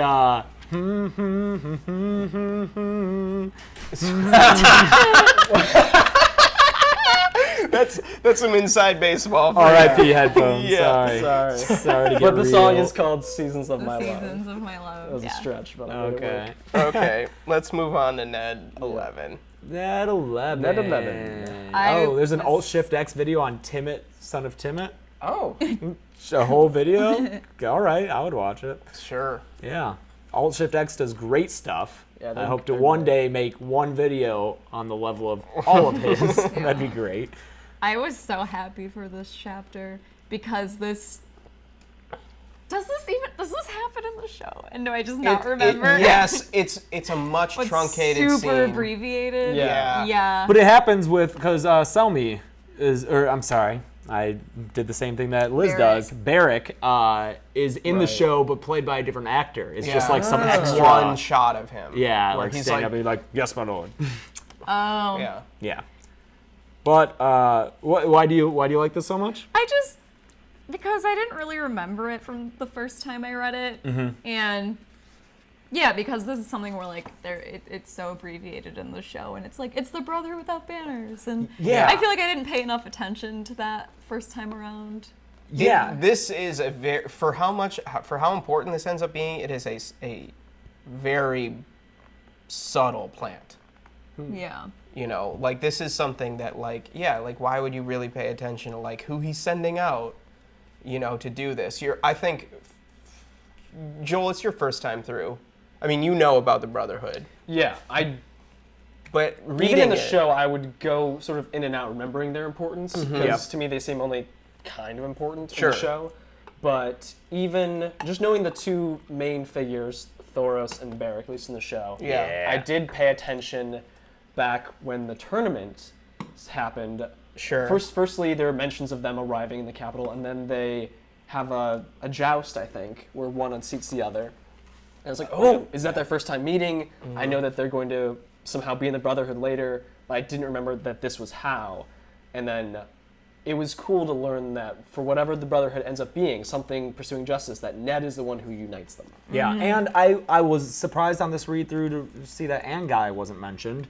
Ned doesn't send him out by name here. No, but he definitely winds up with him. Yeah, winds up with and him. And if you recall, Anguy was the archer who won the tournament. Yeah, so he is a the very archery skilled tournament, archer. Yeah. Yes. He beat some pretty legit people. Yeah. So this is I love this Ned chapter because we get a little bit of the history of the Iron Throne. We get a lot of that and how uncomfortable it is. Yes, it's very uncomfortable. And, he says, damn Aegon for his arrogance, but I like Aegon's idea that a king should never sit They should easy. never sit comfortably. I like that too. Yeah. I think it's interesting to me that Ned is so, he even mentions it in this chapter, he who passes his sentence should swing the sword, but something like a king should never sit easy, he's like, jackass. Yeah. Hey, what's up, Ned? I can see the logic just behind cranky. Aegon's. Like his Sansa legs says in the hurting. next chapter, he's cross. Yeah. He's Oh, already yeah, in a he's just- lot I of mean, pain he's from he a is in bone a sticking lot out of his of leg pain. and then pushed back. Yeah. And no pain medication. It's not like Yeah. he's popping Advil. He's like, okay, I'm gonna have one glass of wine. We also get... Yeah, sorry, we'll go back over Brotherhood Without Banners stuff. I mean, that's coming up Oh, later, sure. but I think people are realizing, it was. This who is this the group Brotherhood. It's not- Yeah, but this is Ned- the start of it. Right, so. Ned Yeah. isn't I declare thee the Brotherhood, and said, but these are the same guys that What happens is eventually. he sends them out to do their job of bringing the mountain to justice, Right. and then when they think they've accomplished it, but then find out that Robert is dead and that spoiler alert, and that Ned is gone too, they're like, oh well, we're just gonna keep doing what we were sent out to do and bring Right. justice for the little people. And so that's just this is just the origin of that, and they become big in Clash, and are they also in Storm? Yeah. Okay, they're hanging out for the rest of the series. It's a lot of fun. We're getting some weird, shady shit going on over here. I like, even after 3 centuries, some were still sharp enough to cut. The end of it was this hunched black beast made of razor edges and barbs and ribbons of sharp metal, a chair that could kill a man, and had, if the stories could be believed. Looked it up. Maegor the Cruel, the 3rd Targaryen king, son of Aegon the Conqueror, second son of Aegon the Conqueror. He was the one who designed the Red Keep, or saw the completion of its Finished it, construction, yeah. and then had all the stone builders and everyone killed so that no one would know the secrets. He was a very cruel, very temperamental Targaryen ruler. Wait, and Maegor the Cruel was cruel? he was, yes. It's how he gained the name. It wasn't an ironic one. And it wasn't like Tiny Tim. And so Tiny Timmet? Tiny Timmet, son of Tinier Timmet. So people started to rebel against him, and one morning including some members of the Kingsguard, and so one night they left him in the throne room to brood, and in the morning they came and found him dead on the throne, and it's not entirely sure how he was killed. We think the simplest explanation is he cut his own wrists because they were cut open, but one theory is that the chair killed him, whether by negligence or ghost chair. That's not really a theory, but Ghost chair. I really like that Ned, throughout this book, has talked about how he didn't want to sit on this chair. And now he's put in a position where he has to. Yep, and he does. He makes an act. He does an act here. Yeah. This is another escalation of the Yeah. tension and the Maegor the Cool. But it's also, to my mind, I think what the writing is trying to get us to see, and it's very clear about it too, with Varys at the end of the chapter especially, he's very good at pursuing justice righteously, but he would be a bad ruler of the realm because he's not playing politics. He's not also thinking of the realm. He can think through military tactics and sees what Tywin is doing, but sending out these riders to pursue Gregor Clegane will not kind of sue for peace. And in not sending Ilan Payne, not sending Sir Loras, oops, two political moves that are bad. Yeah. My favorite line in the entire chapter is, a man who has the Lannisters for his enemies would do well to make the Tyrells his friends. Like, that's so important. And who says that? Varys. Okay. Yeah, you expect it to be Littlefinger, I suppose. Well, no, I'm just thinking because later Littlefinger does that. Right. He makes alliances with the So Tyrells. obviously Littlefinger, knows what's up where Ned doesn't. But it's a perfect example of what you're saying, Joel. Like, Ned can't see past what's in front of him to the bigger picture. It never even entered his mind. We just see him thinking about, oh, Loras, you would be okay at this, but you're motivated by the wrong thing. Yeah, like, what the fuck, Ned? Who cares what he's motivated I by? also think that it's interesting that Ned never sees kind of bigger tactics. Like, Ned's whole perspective on things is what is currently at my disposal that I can deploy. He's like, you, Beric, and Thoros, and a few other people, take 20 other guys and go do this. Including He 20 does of my own look men. around the room. Yeah. Which is, instead of being like, maybe Loras Tyrell would go to, I don't know, Highgarden on the way to the Westerlands and raise an army. Yeah. Like, he's never seeing the possibility of someone taking actions beyond his own orders. And I think that that's one of Ned's biggest flaws, is that he's like, who's at my disposal? Who can I go with? It's the Tower of Joy. He takes 7 dudes to the Tower of Joy. 6 dudes, including himself, not including himself. And, that worked out great. But, like, it's just one of those frustrating things where, like, you have Tywin raising an army, you have fucking Edmure Tully raising an army. Yeah. And Ned's like, take 100 guys and put him in Moat Catelyn. Like, he's just not... Good point by Freya Morgan, though. He probably wasn't trained in politics because he wasn't meant to rule, not even Winterfell. That's true. Brandon was supposed to be That's Lord fair. of Winterfell. That is fair. Chelsea, did you have something to jump in on? No. Okay, there's a bunch of shit in this chapter that, like, I'm Yeah. looking at. I have underlined that I want to say. 1, 464. Ned's being kind of judgmental about this guy who calls him his grace. His grace is hunting across the Blackwater, Ned said, wondering how a man could live his whole life a few days' ride from the Red Keep and still have no notion of what his king looked like. What a stupid idiot. Yeah, sorry we're not all highborn chums with the king. And, like, he goes on to describe, like, all the Stark shit he's wearing. Yeah. Yeah, like, come on, can't you see I'm a Stark? Yeah, it's Yeah. like, well, my house just got burned. I think Could it have- something else to point out here, though, too, is that this is Sir Raymond Derry, whose, like, person this is. And the Derrys, that's the castle that they were staying at when Lady was killed. And during that chapter, we heard mention of all the tensions between the Baratheons, the Starks, and the Derrys. Derrys were loyalists. The Derrys were loyalists. That's right. So I think he's extra, like, you don't know who he's Extra extra critical, critical. yeah. Oh, yeah. Because this is the Derrys. Okay. And Derry small folk. Always good to keep in mind the histories that And the informs biases. these religions. Yeah. Yeah. He does. I was gonna say I wasn't so judgmental of Ned here, although I think your reading is better than mine. But I was interpreting it a little bit like it's such an unfamiliar idea to Ned because he tries to get to know everyone in Winterfell. He wants to be able to see them. He tries to meet with so many people.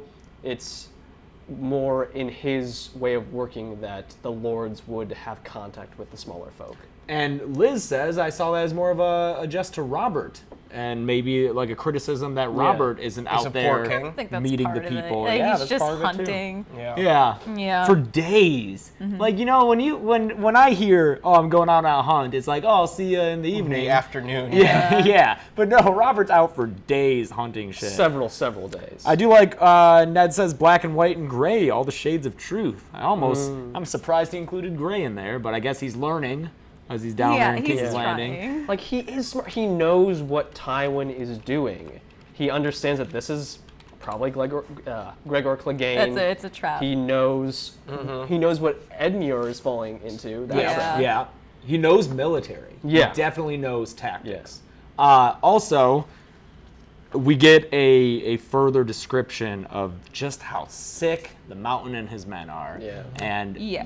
like this is just an appetizer for what will come later in the series. It gets worse, and we'll give you a heads up when it gets really bad, because it does. But this is enough to make me sick They rode down my prentice boy, said a squat man with a smith's muscles and a bandage around his head. He had put on his finest clothes to come to court, but his breeches were patched, his cloak travel-stained and dusty. Chased him back and forth across the fields on their horses, poking at him with their lances like it was a game, them laughing and the boy stumbling and screaming till the big one pierced him clean through. Yeah. Few things make me feel worse about humans than laughing at someone's death. Yeah. Because it just is so foreign to me that someone could take lightly the cessation of life, the end of someone's existence, that you can make light of that. Yeah. And it is just something I can't understand or fathom. And when I read about people like the Mountain and his men doing that, it's just, you're monsters. Like, you're not humans. That's definitely Yeah. the device that George is going for here. And Yeah. and I think that the way that he kind of dulls out this information is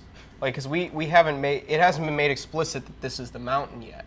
So for him to say, like, I think there's really great clues in here that it is. The lances, we've seen Gregor kill someone with a lance already. Riding down a prentice boy is something we've seen a Clegane do already. Yep. So, and then the big one, obviously, as their The big leader one, is yeah. who we're supposed to have, is the Mountain, obviously. But it is, we're supposed to, this whole setup here is, this is someone who deserves justice. And we think that Ned is doing the right thing by sentencing him. His little speech of, I denounce him, I strip him of all lands and titles. It's a big speech. It's a great speech. The false knight, Gregor Clegane. False Knight. Big theme with the Cleganes. Yeah. But, It's said But then- twice. First, yeah. Sir Mark says it, a false knight, Yeah. Lord Tywin's mad dog, and then Ned himself repeats that. But then immediately after that speech, that big triumphant speech, is everyone else going, hey, not a good idea. Yeah. Also, I had this thought, so the Mountain's burning people alive, great. He goes to do the same to these Wendish town. Oh, wait, no, that was the one with timber walls. The Sharer Holdfast.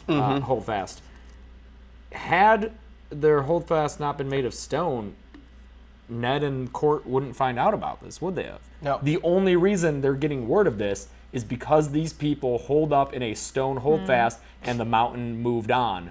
But it wasn't guaranteed that they would find out, and maybe Tywin didn't want word to reach King's Landing Oh, like of all quite this. yet. Yeah, quite yet. Oh, I see what you mean. Because the Mountain's just decimating But the yeah, Riverlands right now. this is just business as usual for Tywin. Tywin's the worst. Yep. Yeah. Yeah. There's one sort of awful image that I think you could read into that I wanted to point out. The bottom of 463, one of the people from the Holdfast, a young girl in a bloody dress stayed on her knees, staring blankly. This is right after Yeah. Ned says to rise. Yep. Bottom of 464, Yeah. Yep. she's still on her knees, she cranes her head up. They killed my mother too, Your Grace. And they Oh, Yeah. yeah. and she's wearing a bloody dress. I just have to wonder if Yeah. this Yeah, No, it that's is. what it is. It is. Yeah. Yeah. And she's still wearing again, it. fair warning. There's gets more of that worse. to come, and it's so much worse. And it is a big criticism people have of the series, and I think some of those criticisms are legit. But I also think that George is very aware of the fact that this is what humans do. It's what they Yeah. have done. And Yeah. part of why this series is so good is that George really emphasizes how war affects common folk, how war changes people, like how humans wage war against each other. And it's very grounded.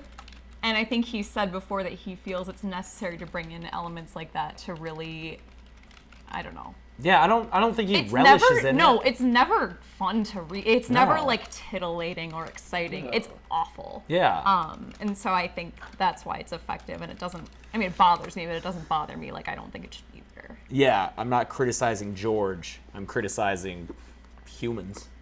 And that's what George is doing too. Yeah. You know. For sure. Minor note, I just want to point out, bottom of 463, Sir Eris Oakheart is in prison. Sir Eris Oakheart. Yeah. Yes. And, Yeah. and I caught think that it's this yeah, time. and I think it's interesting too that Sorry, that RIP headphones. I think it's interesting too that the woman, the young girl with the bloody dress, is staring blankly at Eris Oakhart. Like, That means he's probably a friendly face. yeah, that's kind of what I was thinking too, and I think that I want to believe, knowing what we know about Sir Eris, that he probably has some sympathy. Yeah, Can you he's tell a us? good guy. Alec, We get to know him later. Yeah, a Yeah. lot more. Alright. Yeah. Where are the Oakharts based? They're a reach house. Okay. A southern house, not on kind of the western border of Dorne, probably. Not far from Old Town, I think. Okay. Yeah. He's a Kingsguard member, Yeah. and he's just chilling here. And I think it's of note that Sansa did not think of him. She's already described some of the. Oh no, I think I'm getting ahead of myself. Yeah, Sorry. she talks Yeah. about it in her. I think I chapter. was confusing that with Dany thinking of Khal Drogo's Blood Riders and describing them Yeah. individually. Yes, Kayla, for sure. Yeah. We get Liz. Oakheart. Yes, of course. a lot of Pycelle sticking up for Tywin, like the good lackey that he is. Fucking Pycelle is #1 Lannister fanboy. Yeah. I really love this exchange. My Lord Hand, Pycelle declared in a stiff voice, I urge you to remind this good knight that about Mark Piper, that Lord Tywin Lannister is the father of our own gracious queen. Thank you, Grand Maesters, Pycelle, Ned said. I fear we might have forgotten that if you had not pointed that out, which is so Ned's sense of humor. Yeah. Like, Ned loves pointing out when people are being stupid. Yeah. Like, and no better person for that than Grand Maester Pycelle. Should we move on? Littlefinger stroked the point of his beard thoughtfully. I just want to. Yes, he did. Um, Yeah. Anything else here, Littlefinger? I do want to talk very briefly about the Pipers and the Darys. These are Riverland's houses. It's their people who are being and Carl Vance too. and Vance. It's their people who are being molested. It's the Riverlands houses are important to kind of know, I think, going forward, because they're people whose allegiances are crucial to the success of the varying factions that are fighting over the kingdom. Yeah. And they really get the brunt of it, and, you know... And we get a little bit of a taste of these three individuals. Mostly, Sir Raymond Derry is pretty pissed. As he's been yes. since the incident at the Ruby Ford. Sir Mark Piper is described as a swaggering bantam rooster I of love a that youth, description. too young and too hot-blooded for Ned's taste. Yeah. Fast friend of Ed Murchuri. And then, is it Carl or Carol? I think it's Carl. Carl Vance? I've always read it as Carl. Sure. It seems a little bit more calm and level-headed. But yeah, they come up, right? Carl Vance has the line stain birthmark. Comes back later. He'd be handsome without it. He'd be so handsome without it.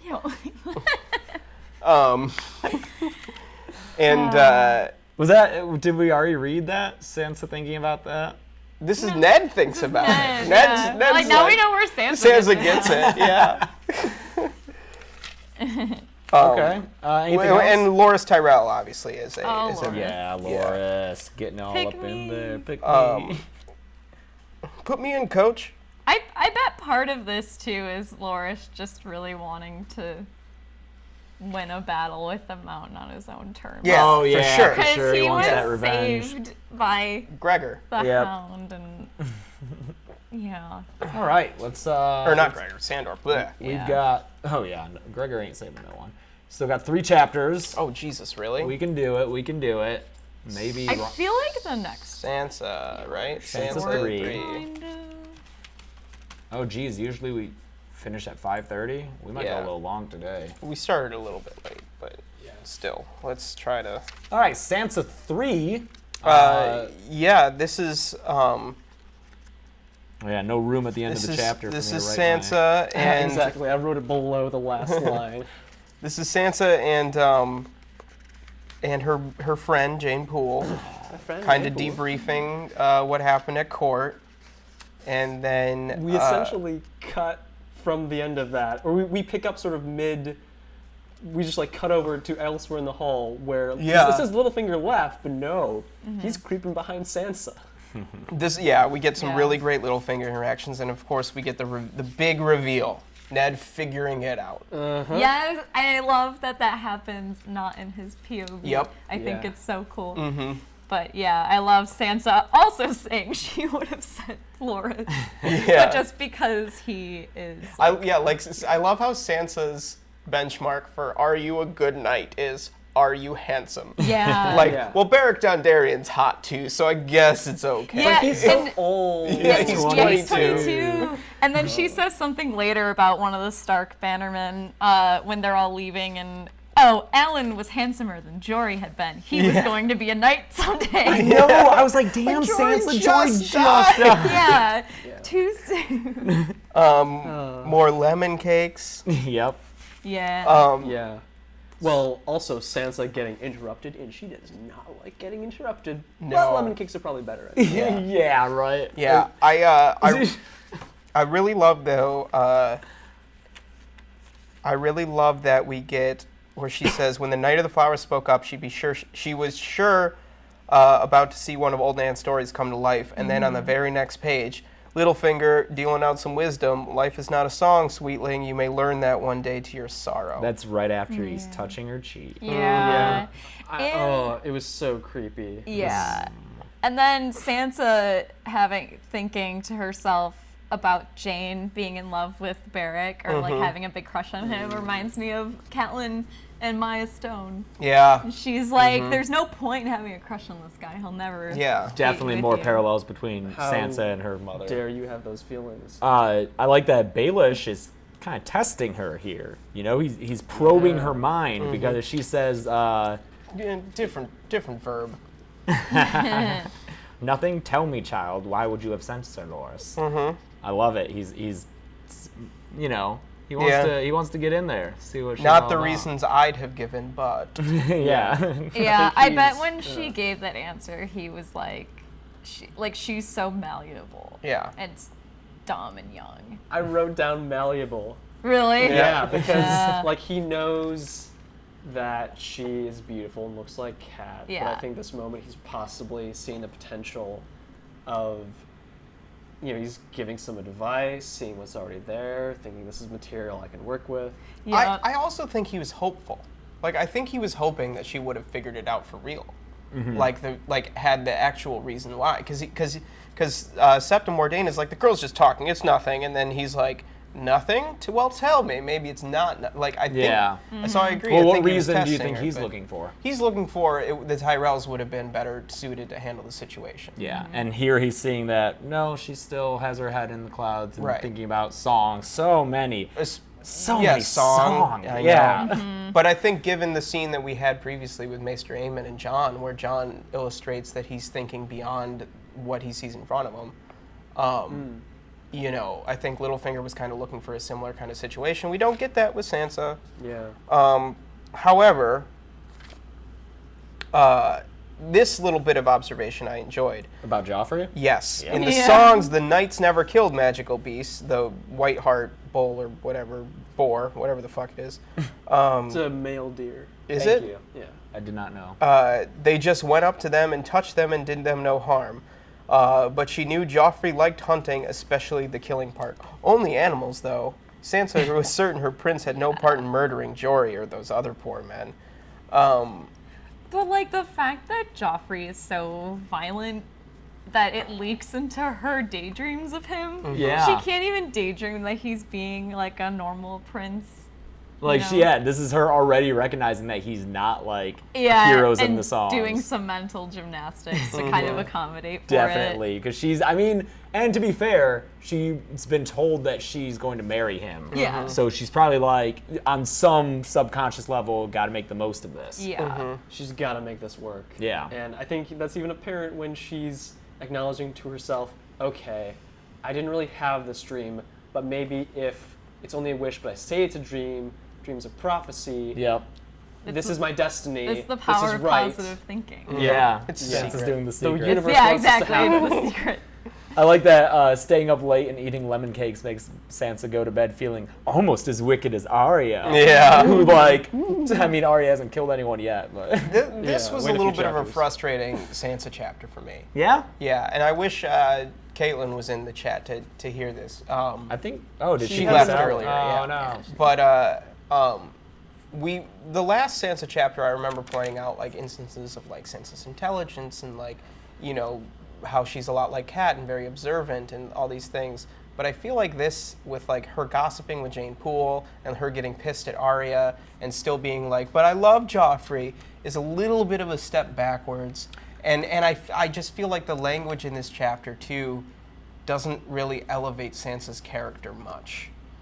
For me, what it is that she's grown up with these things all her life, and a few experiences to the contrary aren't going to change her mind. And also, she's getting in here experiences that are true to the songs. Like when they head out, the Brotherhood of Banners, when they head out to go to the Riverlands, it feels just like it should. And I think she's seen enough in King's Landing with Attorney, with all the things that she knows. She the wakes up balls. early to see them leave. Yeah, like enough of those things are there that she believes the world can still be like she's been told. Yeah. And so all of this evidence to the contrary, you know, she's going to ignore it. Even if it keeps mounting, she's going to try as long as possible to be in denial. Liz, when Chelsea gets back, I'm going to have her say that because she says it perfectly. But Daddy, I love him. I did want to point out, before we get too far away from the beginning of the chapter, on the first page, we get Sansa making excuses for a man's behavior. Outwardly and inwardly knowing the opposite. Yeah. Oh, about her father Yeah. not sending Loras. Still trying to like get it to fit her worldview. Yeah. Yep, and then that gets repeated with her talking about Joffrey and hunting. No, go ahead. I was just going to point out that something happens with her silk. Her silk Yeah. dress, and that comes into play later in a fun little fan theory, but just want to earmark it here for you. The blood orange left a blotchy red stain on the silk, and the silk is ruined. Washing won't do any good. That comes into play later. Yeah. What? Oh, this dress will come back. Her dress Yeah. does come back. It does come back. It might even come back in What this am I book. missing? Why don't I remember this? Sorry, I don't have my microphone on. I only remember this because I saw it pointed out somewhere, like maybe on Reddit or something, but later she's wearing, what is it, like a red dress or something? And it's like something... Whatever color it turns into, she used dyes, this one and she dyes. She it. dyes Yeah. the dress so she can keep it. And it just shows that she's talented Oh, with okay. dyes. It's not a and big. that This isn't like a white cloak kind of thing. No. the cloak. Okay, yeah. All right. But it's connected to that because it shows that She's industrious. Yes, yeah. exactly. Okay. But speaking of, okay, Liz was like, I just want you to do it because you do it so good. Sansa's like, but Daddy, I love him. But Daddy, I love him. She's like, but I don't want someone brave and I want Joffrey. yeah. Yeah. I want him. But speaking of the blood orange, my favorite Arya line of the book probably so far is, "You have juice on your face, Your Grace." Yeah. Yeah. Snarky Arya.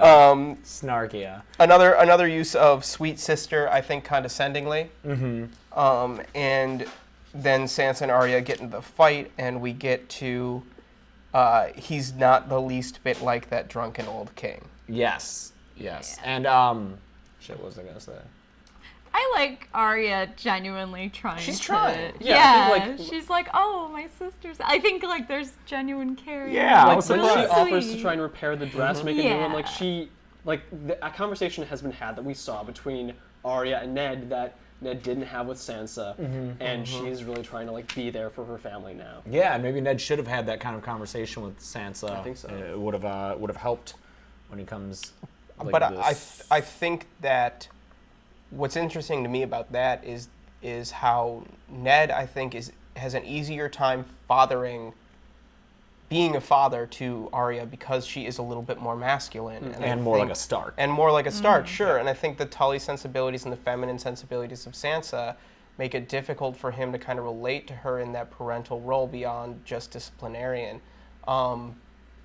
It's one of the flaws in Ned's character, but I think it's also really important to Sansa's development in that she doesn't have the most important influence that she's so far had in Catelyn. And, Yeah. you know, we keep bringing up how alike she is with Catelyn, and now she has to kind of forge her own identity. And it's interesting that that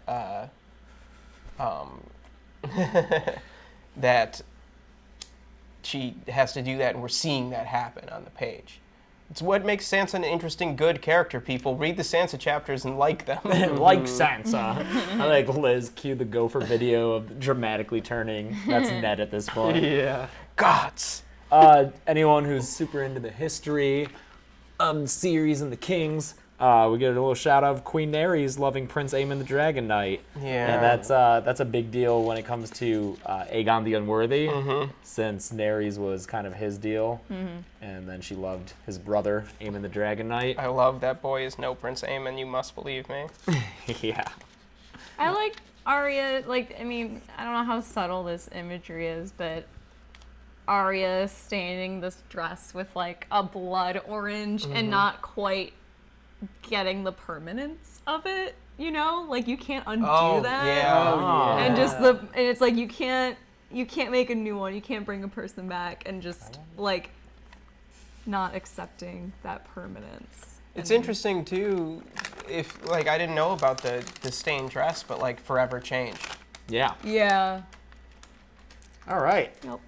Are we Like ready? another Forever stained unclean. dress that we just saw in the previous chapter. Sad. Oh. I mean, Sadness. true but sad. I guess. It is. Everything's connected. Onward. Ned? Oh, I want to, Cat hair everywhere. just so we can track time, I want to point out Yes. that, So, Ned hears the news about Gregor Clegane. Same day says, here you guys, get 20 men, and do they ride out the next day? Yes. They ride out the next day. That next day is when Ned figures it out, and time enough passes between then and now this chapter for Tywin to respond negatively to the news of Ned sending out the Brotherhood. So it's not as quick as it is in the show. Like, there's enough for like Tywin to get the news and to come back. Ned like sits with it for a little while. Yeah. So probably he's not trying to so figure out the reactive. best- I like the best gave way to do. credit to Ned when I saw that. Yeah. All right, Chelsea, you want to take the lead on Eddard 12? Yeah. So it's Eddard grappling with finally figuring out that the king's kids are not the king's kids. What? Yeah. And doing such a Ned thing, because Ned, the idea of getting the queen's children involved makes him feel sick, and he doesn't want a repeat of history, so he tries to take the high road by telling Cersei that she and the kids can like just go live in Bravos or something. Like she would ever do Totally, that. yes, completely misunderstanding the pride of the Lannisters. Like, that's never, ever, ever gonna happen. And I like how different this scene plays than in the show, even just on the surface. Like, it takes place in the Godswood here, but Cersei comes on to Ned. Yeah, speaking of isn't that misreading, weird? like that's not going to work on Ned. that's true. Very true. But that's the weapons that she knows. That's what she does. But that doesn't happen in the show. But I thought it was so interesting. And that's Cersei continues to try doing that throughout the rest of the books. What, seducing people? Yeah. Yeah. That's just how she rolls. That's how she okay. I think maybe I'm reading into this, but in the Eddard chapter, who leaves the throne room and he says something about like going to nibble the queen's cheese. And then we find out she later she is fucking a ton of people. Seriously? Yes. Yeah. Which I thought I mean, I don't think he meant it like that. Oh. But I think like knowing what we know, Yeah. it's kind of funny. Yeah, so Ned trying to be noble and telling Cersei she can leave. Yep. Wah, wah. No, Freya, this is definitely Cersei hitting on Ned. In a Yeah, she's not manipulative she's not way. interested in him. Yeah. It's hey, if I fuck you, will you shut the fuck up? Yeah, Yeah. right. Like, hey, Yeah. I'll give you And I'll give you what all men want, which like that's not. And I mean, to her credit, she must have done something because it's been a long time since Ned Stark had seen her beauty, but he saw it now. This just makes me think, like, yeah, Cersei's hot. I mean, And then he he gently touches her cheek and is like, "Oh, how often does he hit you?" And it's like kind of sweet. you know. Yeah. Yeah. Yeah.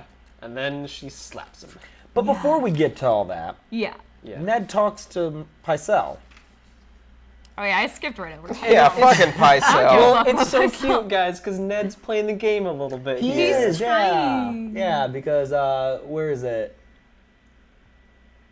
Top of 481. Yeah, well, yeah, Ned had little doubt that he was bound straight for the royal apartments to whisper at the Queen. But he doesn't say as much. Good job, Ned. Also, apparently Cersei has perfect teeth. That's Yeah, I underlined that line too. Yeah. But then Littlefinger comes in. It's Oh great. god, I bet he's so excited that Ned's like, I figured it out. Like, yes. How And can I he's make just you... like, patting Ned on the head. Oh, you're so clever. Can someone remind me of who Lady Tanda is? Yeah, that's Tanda Stokeworth, I believe. Lawless's Lolly's mom. mother, Okay. who Littlefinger is flirting with as a potential like get Castle Stokeworth thing. By marrying Lawless, because that's what By Tanda marrying wants. Lady Tanda. Tanda. But Tanda's trying to get him to marry Lawless, right? Yeah, but no one wants Lawless because she's dumb. Maybe people think she's dumb. Yeah, but She like, might be dumb. Or I she might think be. she's She might be simple-minded. simple-minded. Yeah. I don't know if that's proper. Oh, Lawless is another really tragic. Yeah, Lawless yeah, is Lawless really is an upsetting. issue. That'll be there. another You know trigger what? warning. I'm gonna say just quick. I don't want to get too off track, but I love what they did with Show Lawless. Yeah. Because Show Lawless, she shows up for like a scene, With and Bronn. she's betrothed to Bronn, and they just seem really happy. Yeah, And and then Bronn threatens to kill her family. yeah, and she's like, "Oh, you," and I am just happy that they let a character be happy. Yeah, she's just kind of like awkward, nerdy in the Yeah, show versus but- I like remember her. That's awesome. Yeah. yeah. But yeah, Littlefinger talks about Lawless, not by name, but no doubt Lady Tanda will roast me a fatted calf. If it's near as fatted as her daughter, I'm like to rupture and die. Ugh, good one. Like, good one. man. Great job, buddy. In the future, try not to let any horses fall out. Yeah, this chapter made me think like they don't let Littlefinger have this much humor in the show. Not as much, because like every line Everything he he just says says is to a Ned. joke. Yeah, I would urge you to heal quickly. Yeah. I love it. Yeah. In that case, death must have come as a blessed relief. Like, Oh yeah, when he was like about the book. yeah. But so he definitely notices the book. So Ned does not tell Littlefinger that he No. learned it. He wants to. Oh, I don't know why I thought he did. Well, he says what? He says like for a moment.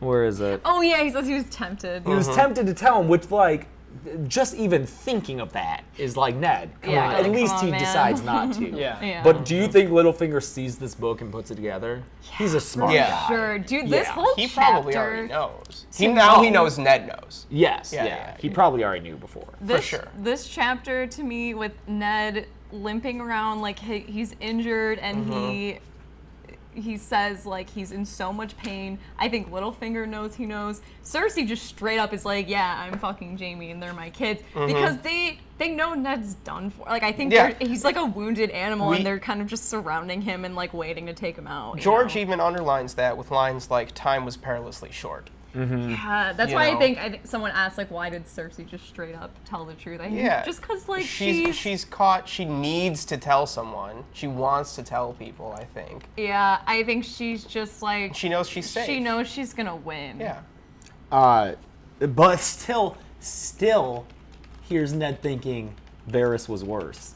Yeah. Like, God, Ned, his bias against Varys. Well, now it's not because he's a eunuch. It's because he doesn't do anything. No. Yeah, for all his protestations of loyalty, the eunuch knew too much and did too little. But Ned, what's he gonna do? Courtney, the book that we're talking about is the lineages of Oh. Yeah. noble yeah. lords and ladies. And yes, Tamar does actually have a name. Fat Tom does have a real name. Yeah. But yeah, again, another reference to Sir Barristan being an old man and rigid.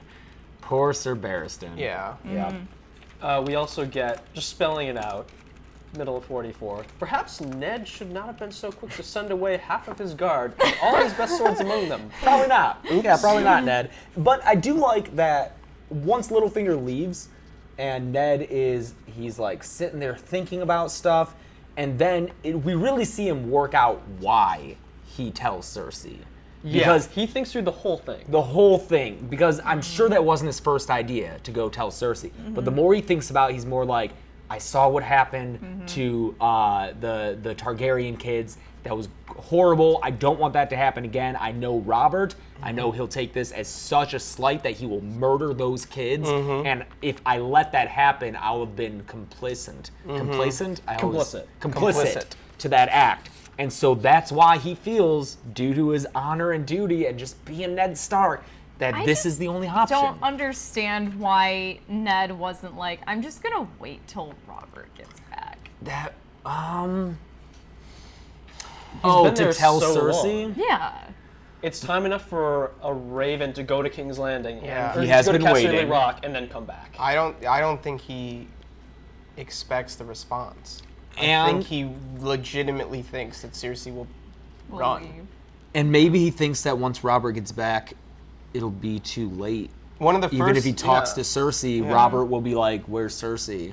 one of the Maybe. one of the Might be first too things drunk. he does is touch her bruise and ask about him Yeah. hitting her. Like he's clearly it's misguided, but he's concerned about her safety. Yeah, I Which is think so also he's kind of playing up his concern for her as a way to maybe get her to trust him and be like, oh, he's doing this for my own good. But Cersei doesn't think like that. Yeah. Cersei's never like, oh, wow, he's really doing something out of the kindness of his heart. I should probably listen. Yeah, and he's doing this specifically before Robert gets back. And it says that the night before he dreamed of Rhaegar's children. Like he was there seeing those Yeah. bodies and how red they were against, well, the blood and then the red of the cloaks. Yeah, so we get a lot of important Cersei information here. Yeah. Oh, yeah, that's he does kind of say he wants to give her a head start. Yeah. Okay. You wanna point out all the fun stuff we learned about Cersei here? Like, what are you thinking specifically? 485 near the bottom. Let's see. I don't know what you're referring to. Oh, That yeah. last paragraph. That we learned Cersei is the older twin. I don't think we knew that. We did not. Before. This is Jaime came into this world holding Cersei's my foot. Yes. Yeah. Also, she feels as though they are one person in two bodies, and when he is in her, she feels whole. Yeah. This is, I mean, as far as Taboo. as this is, it's kind of sweet. And like a Game of Thrones way. Yeah. Well, it's It's also Cersei it's being- the most compassionate we see Cersei up Yeah. to this point. Yeah. Especially when, on the next page, you I know, you poor find out that Jaime. there was a child between them and Cersei. Between Cersei and Robert. Yes, between Cersei and Robert had it boarded. But then after that, she tells Ned that like she tried to give it a chance. She was excited, and then he whispered Lyanna. Yeah, I've brought this up before that Cersei genuinely was interested in Robert at first. And she had high hopes for this marriage, and then he was Robert. Yep, called her Lyanna. But I do think, that abortion is a big thing. I don't think that's the case in the show. In the show, she mentions She had a baby. It was and it died. It a died. stillborn or like a shortly after birth type thing. I think shortly after birth. And that would have been Robert's son? Yeah, 'cause she says it has black hair. Oh, wow. And that's okay. that's a show only And thing. is that a conversation she has with Catelyn? Yes, Yeah, at she comes to Winterfell. visit the room, like Bran's sick room, and tells Catelyn, like, I had a baby with Robert, it died. Yeah. But then there's also some debate over whether or not that story's true. Oh, whether she was just like saying that. manipulating or whatever. yeah. But regardless, I mean, I guess I would take it at face value. I haven't really thought about the implications or advantages that would come from her making that up. But it's just another one of the things in the show that makes her way more likable and more relatable. In the show, you have her talking about this tragic child's death, that she really tried to have a kid with Robert. Here you have her, when she gets pregnant with Robert, she kills the baby. Oh, has an Yeah. abortion. Some people bringing up, like, yeah, Cersei stopped trying to. It wasn't like Cersei was giving the marriage 100% and Robert Sure. wasn't. I do think that even if Robert was a great husband, she would still, like, end up being Cersei. Like, she's not going to change. She loves Jaime too I think, much. I think, Or like, the infatuation would have infatuated. passed. But- And, but, there's... Poor Jaime. Some of the what ifs. Another what if that happens in the last chapter that I always think about is like, if the girls had gone to Winterfell and Syrio Forel had joined them. Like, can't you just imagine that timeline where, like, Syrio Forel is the master of arms at Winterfell? Yeah, sword. Yeah, that would be great. Do you think that Cersei would have ever given Jaime up, even if she loved Robert? I kind of do. Yeah. Yeah? I think that if Robert were every inch a king, as she says, and continued to be, see, this is informed so much by later book stuff, but like, Yeah. Cersei's not as into Jaime as Jaime's into Cersei. No. It's it's a and little. It's different. He is in love with her. Yeah. She is infatuated. Yeah. It's like it's an, a much it's more an of a ego thing. Yeah, it's much more of a narcissistic thing. Yeah. Yeah. I mean, it is on both their parts, but I'd say more so with her. I have less of a read at this point on their relationship in the books. In the show, it's tougher to tell, but she replaces Jaime pretty easily when he's gone in With the Lancel? show. With Lancel, with anyone. Moon Boy, for all I know. Yeah. I know what that means. That, I don't know, I think in the show, given how they make her sympathetic, that she would have. Given up Jaime. Yeah, if it had gone well. I don't know, because Lancel was basically just like a Jaime fill-in for her. Yeah, like Jaime. Yeah, like but she diet can't- Jaime. Yeah. But I could. Who could she get anyway? She has to keep it. But then I think of like, yeah, okay, assuming Robert, like imagining if Robert was like the most perfect, awesome king ever, I could see how Cersei would commit to him 100% because that's like ultimate power if she's completely loyal to him. That's true, without any like Without chance for any- this shit to happen. Yeah, exactly. What if it was Rhaegar? Someone said. Oh, Didn't- for sure. She was had such all a big about crush on Rhaegar. Rhaegar. yeah. Yeah, she had a Yeah, huge Rhaegar. crush on him. Okay, what if it were a super awesome king, but still treated her as a woman? Would she have been satisfied only as a mother? No, you know, power-wise, she has less than maybe what she wants. What do you like if Like, her role is only as queen. Yes. I think eventually she'd get bored. Yeah, I don't think she's gonna take, especially if he's hitting her like this. She's not gonna put up with that. Yeah, shit. well, I Well, was thinking yeah. more about like their relationship Everything is else- great, but her role is But the only king, prescribed like as the it king is so good that he needs none of her help being king. I don't know. She's just the queen. Yeah, whatever. We should move on. We yeah. get when you play the Game of Thrones, you win or you die. die. yeah. Yeah, that's Walter White before Walter White. There's no middle ground, no half. There's no measures. half measures. No Yeah. half measures. Also, callback 487. She slept him.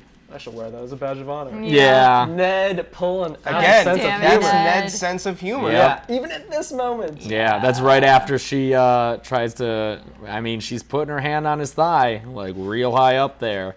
And then, yeah, did you make the same offer to John Aaron? Yeah. Damn, Ned. Yeah. I mean, maybe. Oh, and then she like, yeah, right. And then she fires back, attacking his bastard son, as far as she knows. The Lady Ashara Dane. Was it?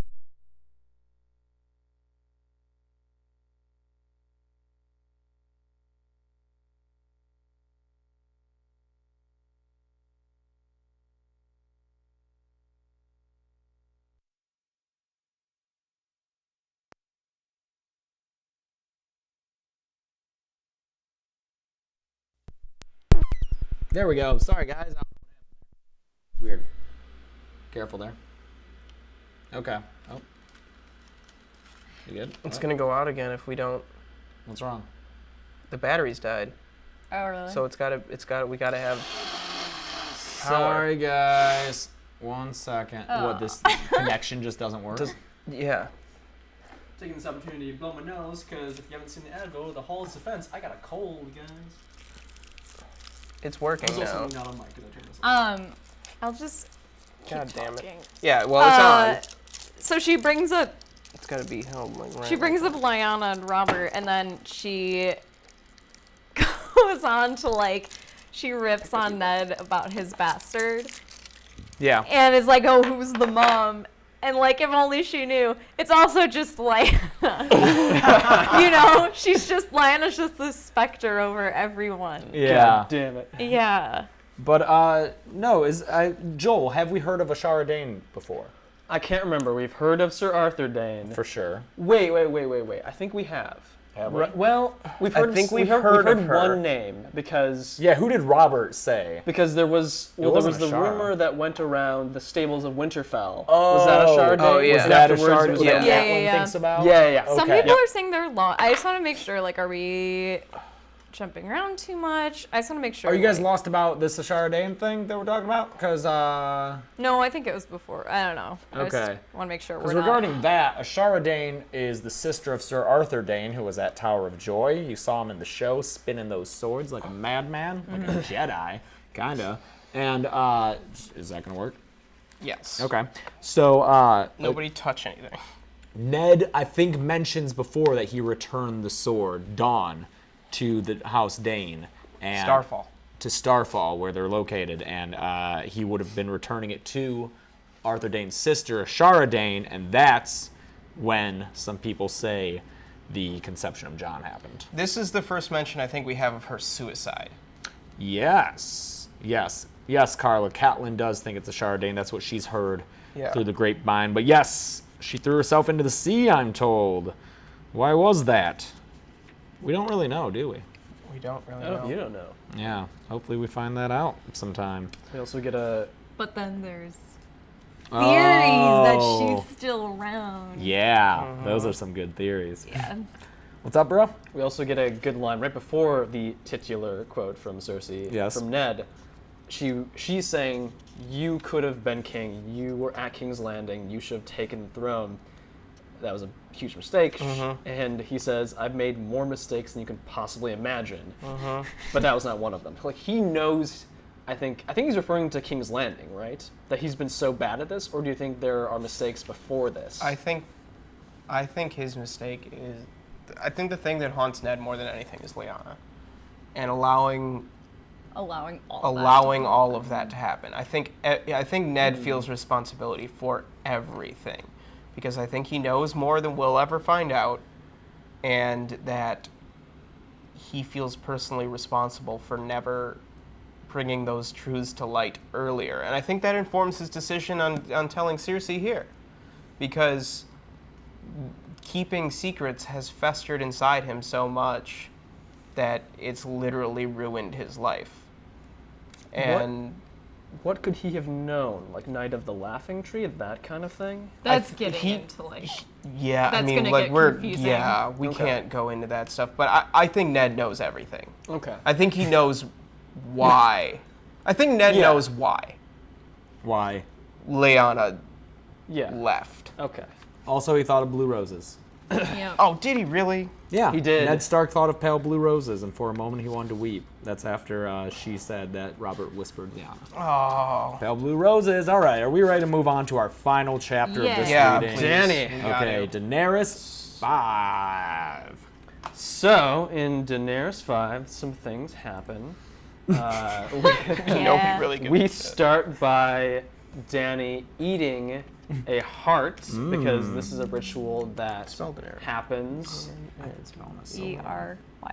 ERYS. I always forget. Yeah. This is a ritual that happens when there is a pregnant Khaleesi, because the crones of Vaes Dothrak will make a prophecy based on whether or not the woman can keep it down. So they're having a huge ceremony. Dany keeps it down. It's a great thing. And then they go outside for a little bit. I think she has sex with Drogo. He's learning the common tongue. Then they go to have this feast. Viserys comes in super drunk after Dany learns that he's been in the market trying to buy a bunch of mercenaries, which he could have done with the dragon eggs. And then he whips out his sword, which you're not supposed to do, threatens her child. Ooh, yeah. And Drogo gives him the business. Gives him his crown. Line's a little bit different in the show. Doesn't he say a golden crown? He says a crown for a king. Yeah, a crown for a king. And he says that here, but a crown for the cart king. The cart Yeah. king, Yeah. yeah, the Mocks him cart at the king's end. not in the show. a little inside for the show. It bothered me a little bit that I don't like how I get that he's like learning the common tongue, but like crown, he roared, here, a crown for Cart King. Like, it just bugged me. Like, I think that there was an elegance to a crown for a king that is missing here. Yeah. And it just, agree. I don't know. I was wondering, the like ritual with the Catelyn. What happens if the prophecy's like, oh, you're having a girl? Yeah. Like, what 'cause happens Do after you, that? well, do you That- think it's actually Because not every accurate, or is it prophecy is just- gonna be like your baby's gonna kick ass. Yeah, I love that the child might be stillborn or come forth weak, deformed, or female. Or female. Like female is just put on the same level as deformed. Yeah. Or it goes weak, deformed female. Yeah, right. The Yeah. worst of all. Yeah. Like maybe a weak. Or like if the pregnant mom eating the heart like throws it up. Like does everyone just like leave awkwardly? You know, like does Chelsea's everyone really just, delving into everyone the just shuffles backwards. I contingencies. don't know. I'm just wondering like what. Isn't it? Well, it's worth considering because you have this, like, not everyone gets the title of the stallion that mounts the world. No, Like, this is like a this- big deal. Yeah, this baby does. So there's something to the ceremony. There's a reason that they do it. Right. But I feel like they're generally going to be positive every ceremony in some way. Like, they're not going to be like, ooh, sorry, Khal Moro, or whoever you are. Your wife's going to give birth to a deformed one. Yeah. Yeah. I think it just kind of ends in disappointment, Yeah. right? Like if she like throws up the heart, it's like, oh, you'll probably have a girl. Everybody back to whatever. Does Yeah. It just. does Yeah. that Khaleesi die then? Do they just... No, they wouldn't kill What her. I imagine might happen is that the call might set her aside for And a like different take life. another take a new wife. wife. Another wife, Maybe yeah. that's what's going on with what's his name, Cal. Oh. Another There's some Cal, the great one names. with 4 wives. Yeah. Khal Ogo? Oh yeah. Khal there- Drogo? Kaljomo. Yeah, maybe that's what he's doing. Yeah, maybe. I like how much preparation Danny put into this. You know, Yeah. she studied for these finals. She really dined on bowls of half-clotted blood. Oh, Ugh. that makes me realize we didn't talk about the clotted milk, which was Oh, the disgusting. fermented. Oh, that's yeah, so Yeah. I gross. hated reading that. It's so gross. But this is worse. Ripping apart a heart with teeth and nails and like the stringy muscles. Yeah. You guys ever touch a heart like in science class or anything? No. No, I've messed with a brain before. Really hard. A Like heart. it's so like it's like a rock. Yeah, because it's Oh. a Just muscle that's pure working until you muscle. die. Yeah. Never stops working. Yeah. Oh, so that's why they're having her chew on like Yeah. what was Leather. it? Leather, yeah. She starved herself all day, so she'll be hungry enough to take it down. I love the sprinkling of Dothraki mythology. We get the Dothraki believed the stars were horses made of fire, a great herd that galloped across the sky by night, horses again, and then the womb of the world, which is a cool little name for a lake. And 1,000 years ago, GK had told her the first man had emerged from its depths, riding upon the back of the first horse. I like how focal horses are in their mythology. Also, It's so consistent too. yeah. Also, this is the second time that they just have sex in front of everyone. Yeah. And this one's just crazy. Just 3 quick strokes and it was done. He's so horny for her now He's that she's so pregnant. horny. He wants to. He's got a fetish. All right, I was curious. Well, no, she's gonna give him a son. He's happy about that. Yeah, or So I was curious to your thoughts on this and the evolution of their sex life, because I think it seems like Dany at this point takes pride, but there's not really a lot of any language about pleasure, whereas we did have sort of earlier the evolution from pain to, if not, nothing, then maybe even pleasure, and then she was taking control, and then after that we see their relationship grow maybe emotionally as a partnership, but there's not, I don't know how she feels about the sex. well, she initiates this. She wants to him and helps him unlace. Well, I think she just likes that she likes it. Does that make sense? Like she Yeah. sees, she's like accepting that that's part of her role, and I think she likes the power that brings her. I Yeah. think she also likes being desired. Yeah. I think regardless of specifics of it, I think you can say that Drogo desires her. For sure. So I think that's part of it. It's certainly something that comes into play later in her arc, is how much she enjoys being desired. Okay, yeah. okay. And also, his seed trickles down the inside of her thighs. Thanks, George. Yeah, thank you, George. That's great. Yeah. Thanks, It's- James, for mentioning that. I was Yeah, just reading it. goddamn Well, it. it's like I did my reading last night before I went to sleep. So the last thing I read before going to bed Yeah. is about seed just trickling. Oh, before we get to the seed trickling, we get to 492 when she's talking about the Dash Colleen and just thinking about how she doesn't really want to do that, or one day she might be sent to join them, whether she wills it or not. Yeah, it sounds So, awful. It does Yeah. sound. But Yeah, I do- Chelsea, as a woman, Yeah, it is. fuck that. But it does sound. I do like that the Dothraki answer to them, because Yeah. it's easy, right? Like when I think of the Dothraki, I think of like a very patriarchal culture. But is it really? Because ultimately they answer to this group of widows, Yeah. which is interesting. Like if the widows, if the Dosh Khaleen made a decision that like all the Khals really didn't like, Like, would have they to- listen to it? I Well, mean, I think even the real, mightiest of yeah. calls bowed to the wisdom and authority of the Dosh Khaleen. I think I know. a real world parallel could be like the Oracle of Delphi. That's what I was Yeah. thinking too. Yeah. You have warrior cultures like the Spartans and the Athenians who would consult with this woman Yeah. or women.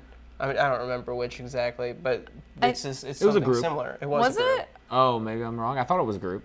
I'm not sure. I think in like epic in like classics, it's one person, but I don't. Oh. it might don't have been know. more than. I think they were like high on something. Oh, for sure. Yeah, like a methane leak. yeah. Something like that. Oh. No, for real. Like Yeah. that's what. Yeah, Yeah. That's cool.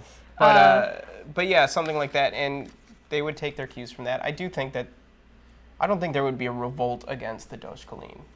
No. Unless they were like, Yeah. everyone learn carpentry. Yeah. Then like they might be like, Unless wait, Yeah. they try to change No something more in a horses. significant way. Yeah, no more horses. Yeah.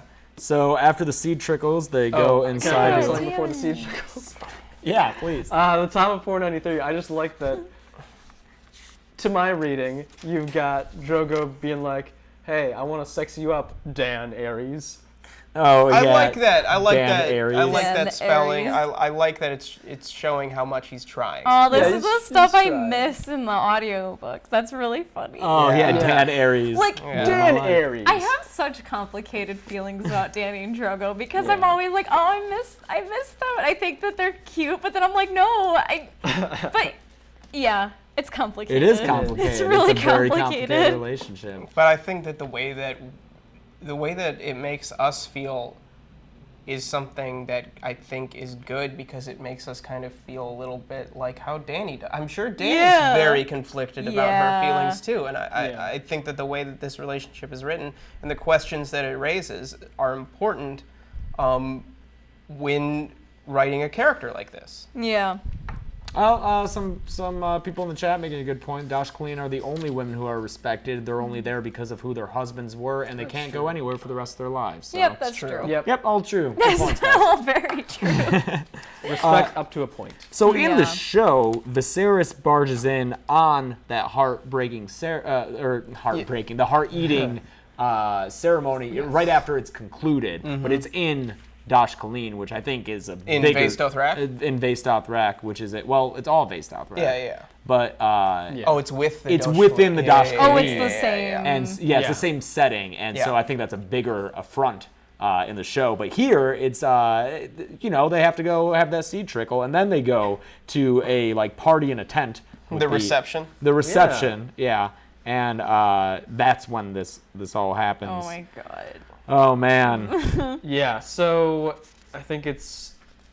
Oh, I'm sorry. I think it's definitely interesting to know in her voice cracking, in her journey of being more and more disconnected from her brother, that she even considers for a moment when she hears the news of him trying to recruit sellswords and learning how much eggs cost, that she for a moment wants to give him the eggs. Yeah, she's still at this point. I mean, I know that when she hits him, with the belt buckle. Yeah. That's a breaking point, but he's still her brother, and I think very tellingly this chapter ends before his death with her saying the man who had been her brother, and she refers to him that way 3 times. Yeah, I the saw man that who too. had been her brother. But before that, just a quick note, it's interesting. I think we knew this, but how much the Dothraki respect Jorah Mormont. He is seated in a place of respect, if not high honor. They esteem his prowess with a sword. So that's really cool. That at least, as long as he's her ally, like if he wasn't there and it was her and Viserys, that would be trouble for her. Yeah, because they would associate her with this horrible sniveling guy. But now with Jorah on her side, they can at least be like, well, you know, he likes her. And I think Jorah finds more of a comfort among the Dothraki here than we've seen, or at least than we saw like early in Pentos. Like he's The fresh maker. Yes, and like you know, he's become more confident around Viserys and less interested in pleasing Viserys, and closer to Dany, obviously complicated by his feelings for her. But like for him to be like, do as she tells you, fool, before you get us all killed to Viserys, to openly defy Viserys that way, like he, you know, that's a big move. Obviously, Jorah's checked out on Viserys long ago, but like he still would observe some courtesies if Viserys at all kind of deserved it. And in the show, we have that confrontation between Viserys and Jorah when he goes to steal the dragon eggs, right? Yes. That's a scene that happens off page here. Yeah. Bottom of 495, top of 496. Jorah just relays to Dany, hey, this happened. Your brother tried to steal the eggs. In the show, we get to see it happen, which is really fun. Just another way the show has that, I don't know, benefit or just a different perspective by not being tied to POVs. We can see little scenes like that. Also, we see from Jorah moving over to Dany, mentioning the usurper and saying that Rhaego is a great name. It'll, you know, kind of chill his blood a little bit. Yeah, that's a good point. I like that. Jorah's like, yeah, they'll stick it to him. The guy who I was serving a minute ago. Yeah. I think it's interesting. Oh, I like that her brother drew his sword. 498 is its own sentence, its single own line, paragraph. Yeah. Because that's really when it's over. The second he draws that sword, and then we get the man who had been her brother. Dany goes cold all over, and then I really like how middle 499. Viserys smiled and lowered his sword. That was the saddest thing. The thing that tore at her afterward. The way he smiled. It's not often that we're written with this kind of future perspective. Yeah, that's only happened a couple times. We got it earlier when Jon says the memory of whatever warmed him. Oh, Arya, warmed him on the cold nights. I really love that line, that moment. And it always makes me think, this is one of those moments that I can't separate from the show, because Harry Lloyd, right? That's the actor's name? Does such a perfect job with this moment. You feel that sympathy. Exactly. Or pity Exactly. that Dany has. And I can't separate the two at this point. I love this moment because you really do feel that sadness. Yeah, of like, that was all I wanted, what was promised. Like, that's him being... there is no doubt that Viserys is a horrible guy. But in that moment, it's just so sad. It's just really sad. Yeah. Really pathetic. Yeah, it's very pathetic. He's so dumb. I just wonder, like, what do we think Dany's feeling here? Like, in this moment, is this just like a necessary thing that she recognizes? Just, it has to happen. I think so. I think she's been thinking about it for a while. For me, it goes back to when she's talking with Jorah and says, what if it were someone else? Yeah. That was the first inkling of he's not necessary. Yeah, and she's building this new life. Drogo's learning Common. She steals her resolve and makes sure to watch it. Yeah. She doesn't allow it to be like something abstract to her. I think she didn't need him to be dead in order for her to be the one to go to Westeros. Yeah. But even here, she says that even if he treats her horribly now, she still owes him a lot, or she feels that way. Like, Yeah. She would know nothing without him.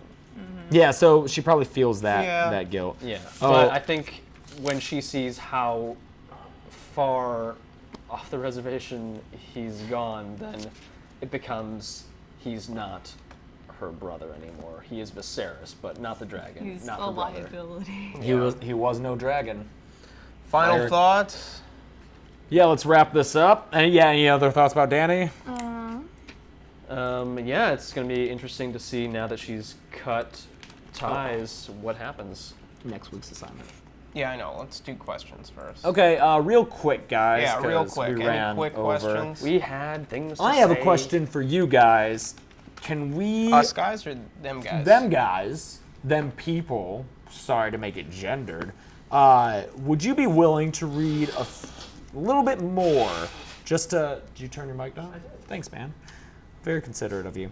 Just to try to get through Game of Thrones. We're we decided that it would be great if we could finish this before season 7 premieres, and they gave us a little bit of an advantage this year in that they're starting in June, I think, instead of April. Might be July. Sometime in the summer. Sometime in the summer, so we'll have a few extra months than we would have otherwise. But I would like to read all these books before the show comes back, just because it's hard to keep them separated in our minds, and it would suck. We wouldn't be able to do it during the show because we do our what's on after the show box. and what's on the box. Great. We can't do anything for Yeah, 10 weeks. yeah. So, it might be 7, but it would suck to have to take that 2-month break and then come back for the second half of Dance. So if you guys are willing, I would like Everybody to read. seems pretty positive. Looks like Yeah. everyone's down. Because honestly, I did all my reading yesterday. Get through game. I know, I want I the always do new it this stuff. morning. The reading's 2.5 hours for me. Yeah. Yeah. It takes a little bit longer for me, but still something I can do in a night.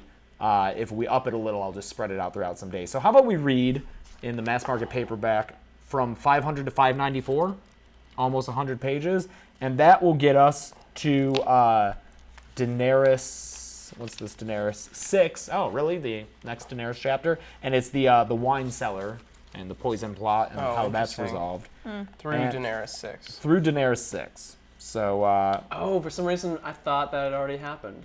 Okay. I so thought when so, Jorah is It's mentioning just because they've that, been talking about that happening so yeah, much. yeah, we've Yeah. been- But yeah, so Jorah, when he mentions the usurper, he's still playing both sides. Yep. Yeah, although I think at this point he's planning on. I think just he's defecting to cemented Daenerys. his allegiance to Daenerys, but he's still getting mail Yeah. from. Yeah, yeah, He's still getting subscribed. Westeros mail.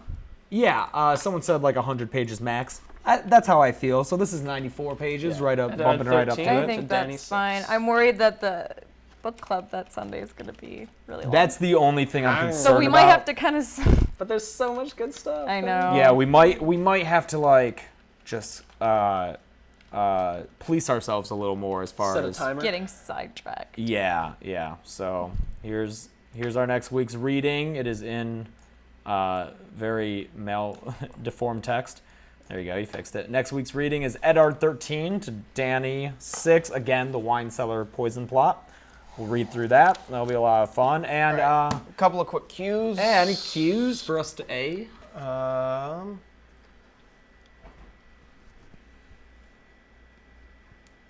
Yeah, some people just read ahead and finished the Who book. would you pick to send after the mountain?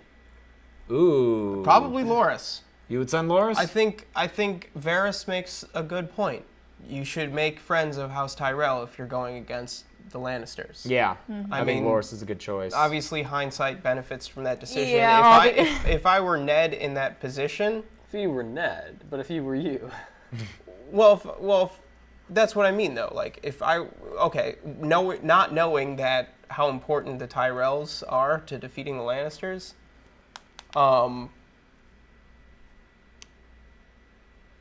maybe something similar. Barristan's gone. If Barristan were around, I'd send him. Yeah, if it Yeah. were me, I would send Loras, but with a bunch of other people. Loras Yeah. would be in it. Loras to- would be in the band with Beric and Yeah. yeah. Yeah, you would send the best fighters from the tournament, which he does. Yeah. And you would send Loras because that makes sense. Sure. But you also wouldn't have sent a bunch of your dudes. Yeah. Before we get into it too much, I just forgot. Give us a thumbs up on this video. Subscribe to the channel if you haven't yet. If you're looking for the books to read along with us or the audiobooks to listen along with us, that's what Chelsea does, and Joel does both. This man's crazy.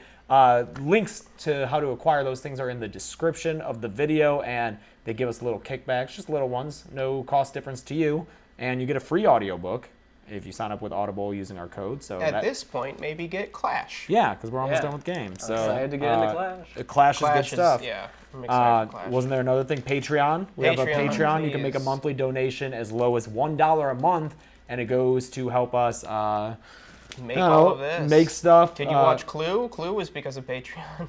For sure, we did a Clue live stream of Game of Thrones Clue, playing it cool. in character, in costume, with MC Joel presenting it. And if you haven't, check that out. It's on our channel. You'll have to go to the videos. I hate how it's not available on our main channel page because it's not in a playlist. But Oh. you can find it. We'll try to figure out a way to make that more prominent Yeah. on our channel.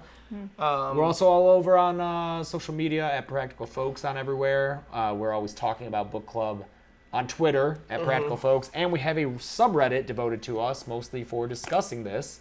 That's r/Practical Folks on Reddit. You can find that. Yep. It's not too scary. Any other cues? What do you think Cersei's children would react regarding their parentage?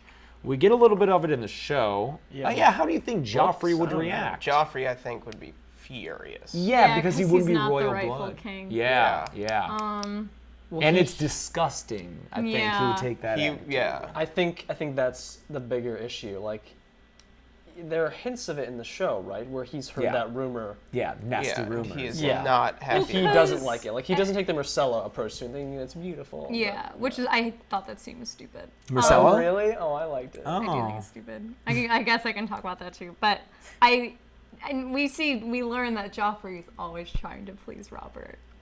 He tries. I guess that's true, yeah. No, he is. Yeah. Yeah. Oh, yeah, that's going to come into play later. It is going to come into play later. But Marcella, I also think I think the kids would be disgusted by it. I think, like it removes them from their rightful Book place. Tommen wouldn't understand. Book Tommen's a little baby. Yeah. But yeah, I think the Marcella scene in the show is dumb. Yeah. Like, why? Well, that whole plotline was stupid. They totally mishandled. You can't But then the separate whole, that from the... I kind of knew this whole time, and it was just so clearly like they wanted them to have a nice moment before she got killed. Yeah. It was dumb. Yeah. It was stupid. It was still sweet in the moment. Thanks, Winchester, for buying the 5-book set. Yeah, thank wow. Somebody asked earlier... Hey, Phoebe, we have plenty of non-Game of Thrones content. We have tons of... I Mostly think it's Disney, Liz but asked there's lots earlier of if it. we were Ned and we found out what would we do with the news. Oh, Yeah, Chelsea, what would you do? What would I do? God, I don't know. There's no great answer to that. I don't know if I would take as much sympathy with. We get to see his thought process and why he does that, but I think that if I were in that position, I would recognize how dangerous the Lannisters are and just tell Just Robert. tell man. Robert. I think, again, this is... obviously tell Robert, but this is benefited by hindsight. I would have made a better effort to contact Stannis. That's what I was just gonna say. Tell Because Stannis. Stannis knows. And get Stannis Yeah. and be like, Stan, I know what I get it. I know what you've been up to. You're Ned. You know the value of Stannis Baratheon. You get Stannis Baratheon on your side. and then Yeah. get all of the Baratheon brothers on the same Renly, page. that as a chance for an alliance, that happens too late, and then he makes the wrong call. Yeah. Also, But yeah, if you can unite the Baratheons, Yep. yeah. That's then what I would do. you win. Get the Baratheon brothers. Yeah. Yeah. Also, For sure. knowing in the show, I get why it happens, but knowing in the books the length of time between when he figures it out and when he confronts Cersei, and him not sending his daughters away sooner, it should have been the first thing he did as soon as he learned the truth. Oh, They should have yeah. been gone. And Yeah. he waits way too long. Sure. Yeah, that's fair too. Yeah. Yeah, especially that's a good point. Is like, why wouldn't Ned send the girls away and then tell And Cersei? then deal with it. Especially knowing that the Lannisters kind of have a history of killing people's kids that they don't I like. think he just had so much faith that Cersei would take him up on his offer. Yeah. That's got to be the only reason. That is so dumb. Like this Aw. read through, Well, especially, I'm just Even he's if she didn't so take him dumb. up on it, like, he didn't conceive that Cersei would kill Robert. Yeah, or have him killed. Yes. Yeah. Whatever happens. Yeah, that's an unexpected turn of events, which we'll get to next week. Oh, is that next week? I think It's it's gotta gotta be. be. Yeah. Yeah. It's I feel But like still, I don't know why he thinks all of a sudden Cersei's gonna do the honorable thing. That's I don't know. Ned being Ned. Ned being Ned. Um, Part of the book better in the show. Oh, better in the show. There's plenty. Let's there's small moments. confine it to this. The we've said before, Ned and John departing. Ned and John. That's a great moment. I like Crown for a King is Crown like for a it's King. I like that line. That's a change. great. the That episode written by Jane Espenson, great TV writer. I do like the fight between Bronn and Ser Vardis better in the show, just because I like him kicking him out the moon door. That's fun. Sure. Yeah. And the moon door itself is cooler in the show. I like Jamie and Ned fighting. Okay, yeah. I was very sad to see in the books that we didn't get Jamie and Ned fighting. Yeah. All right. But let's wrap it up. I got Yeah, stuff to do. one more question. Anyone? One more question. Yeah, Danny, use the Amazon link in the description. It gives us a small little kickback. Yeah. It's still the same price for you. Definitely. If Talk- you're Prime, you can get it Tuesday. Yeah. Any other questions? Do do do do. Just Ned things. Just Ned things. Let's wrap up. All right. Gressel's being grumpy.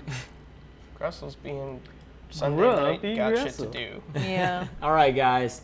Thank you once again, as always, for joining us with this week's book club. Next week, me, Chelsea, and Joel will be back, and Gressel will be in the chat, apparently, as we discuss... Potentially. As we Whatever discuss you want. 94 pages from the mass market paperback book, and through the end of Daenerys 6 with the wine cellar poison plot. So until then, I'm James, I'm James. And Chelsea. I'm Joel. and this is Book club. Book club. It's This is Book Club. What's in the book club?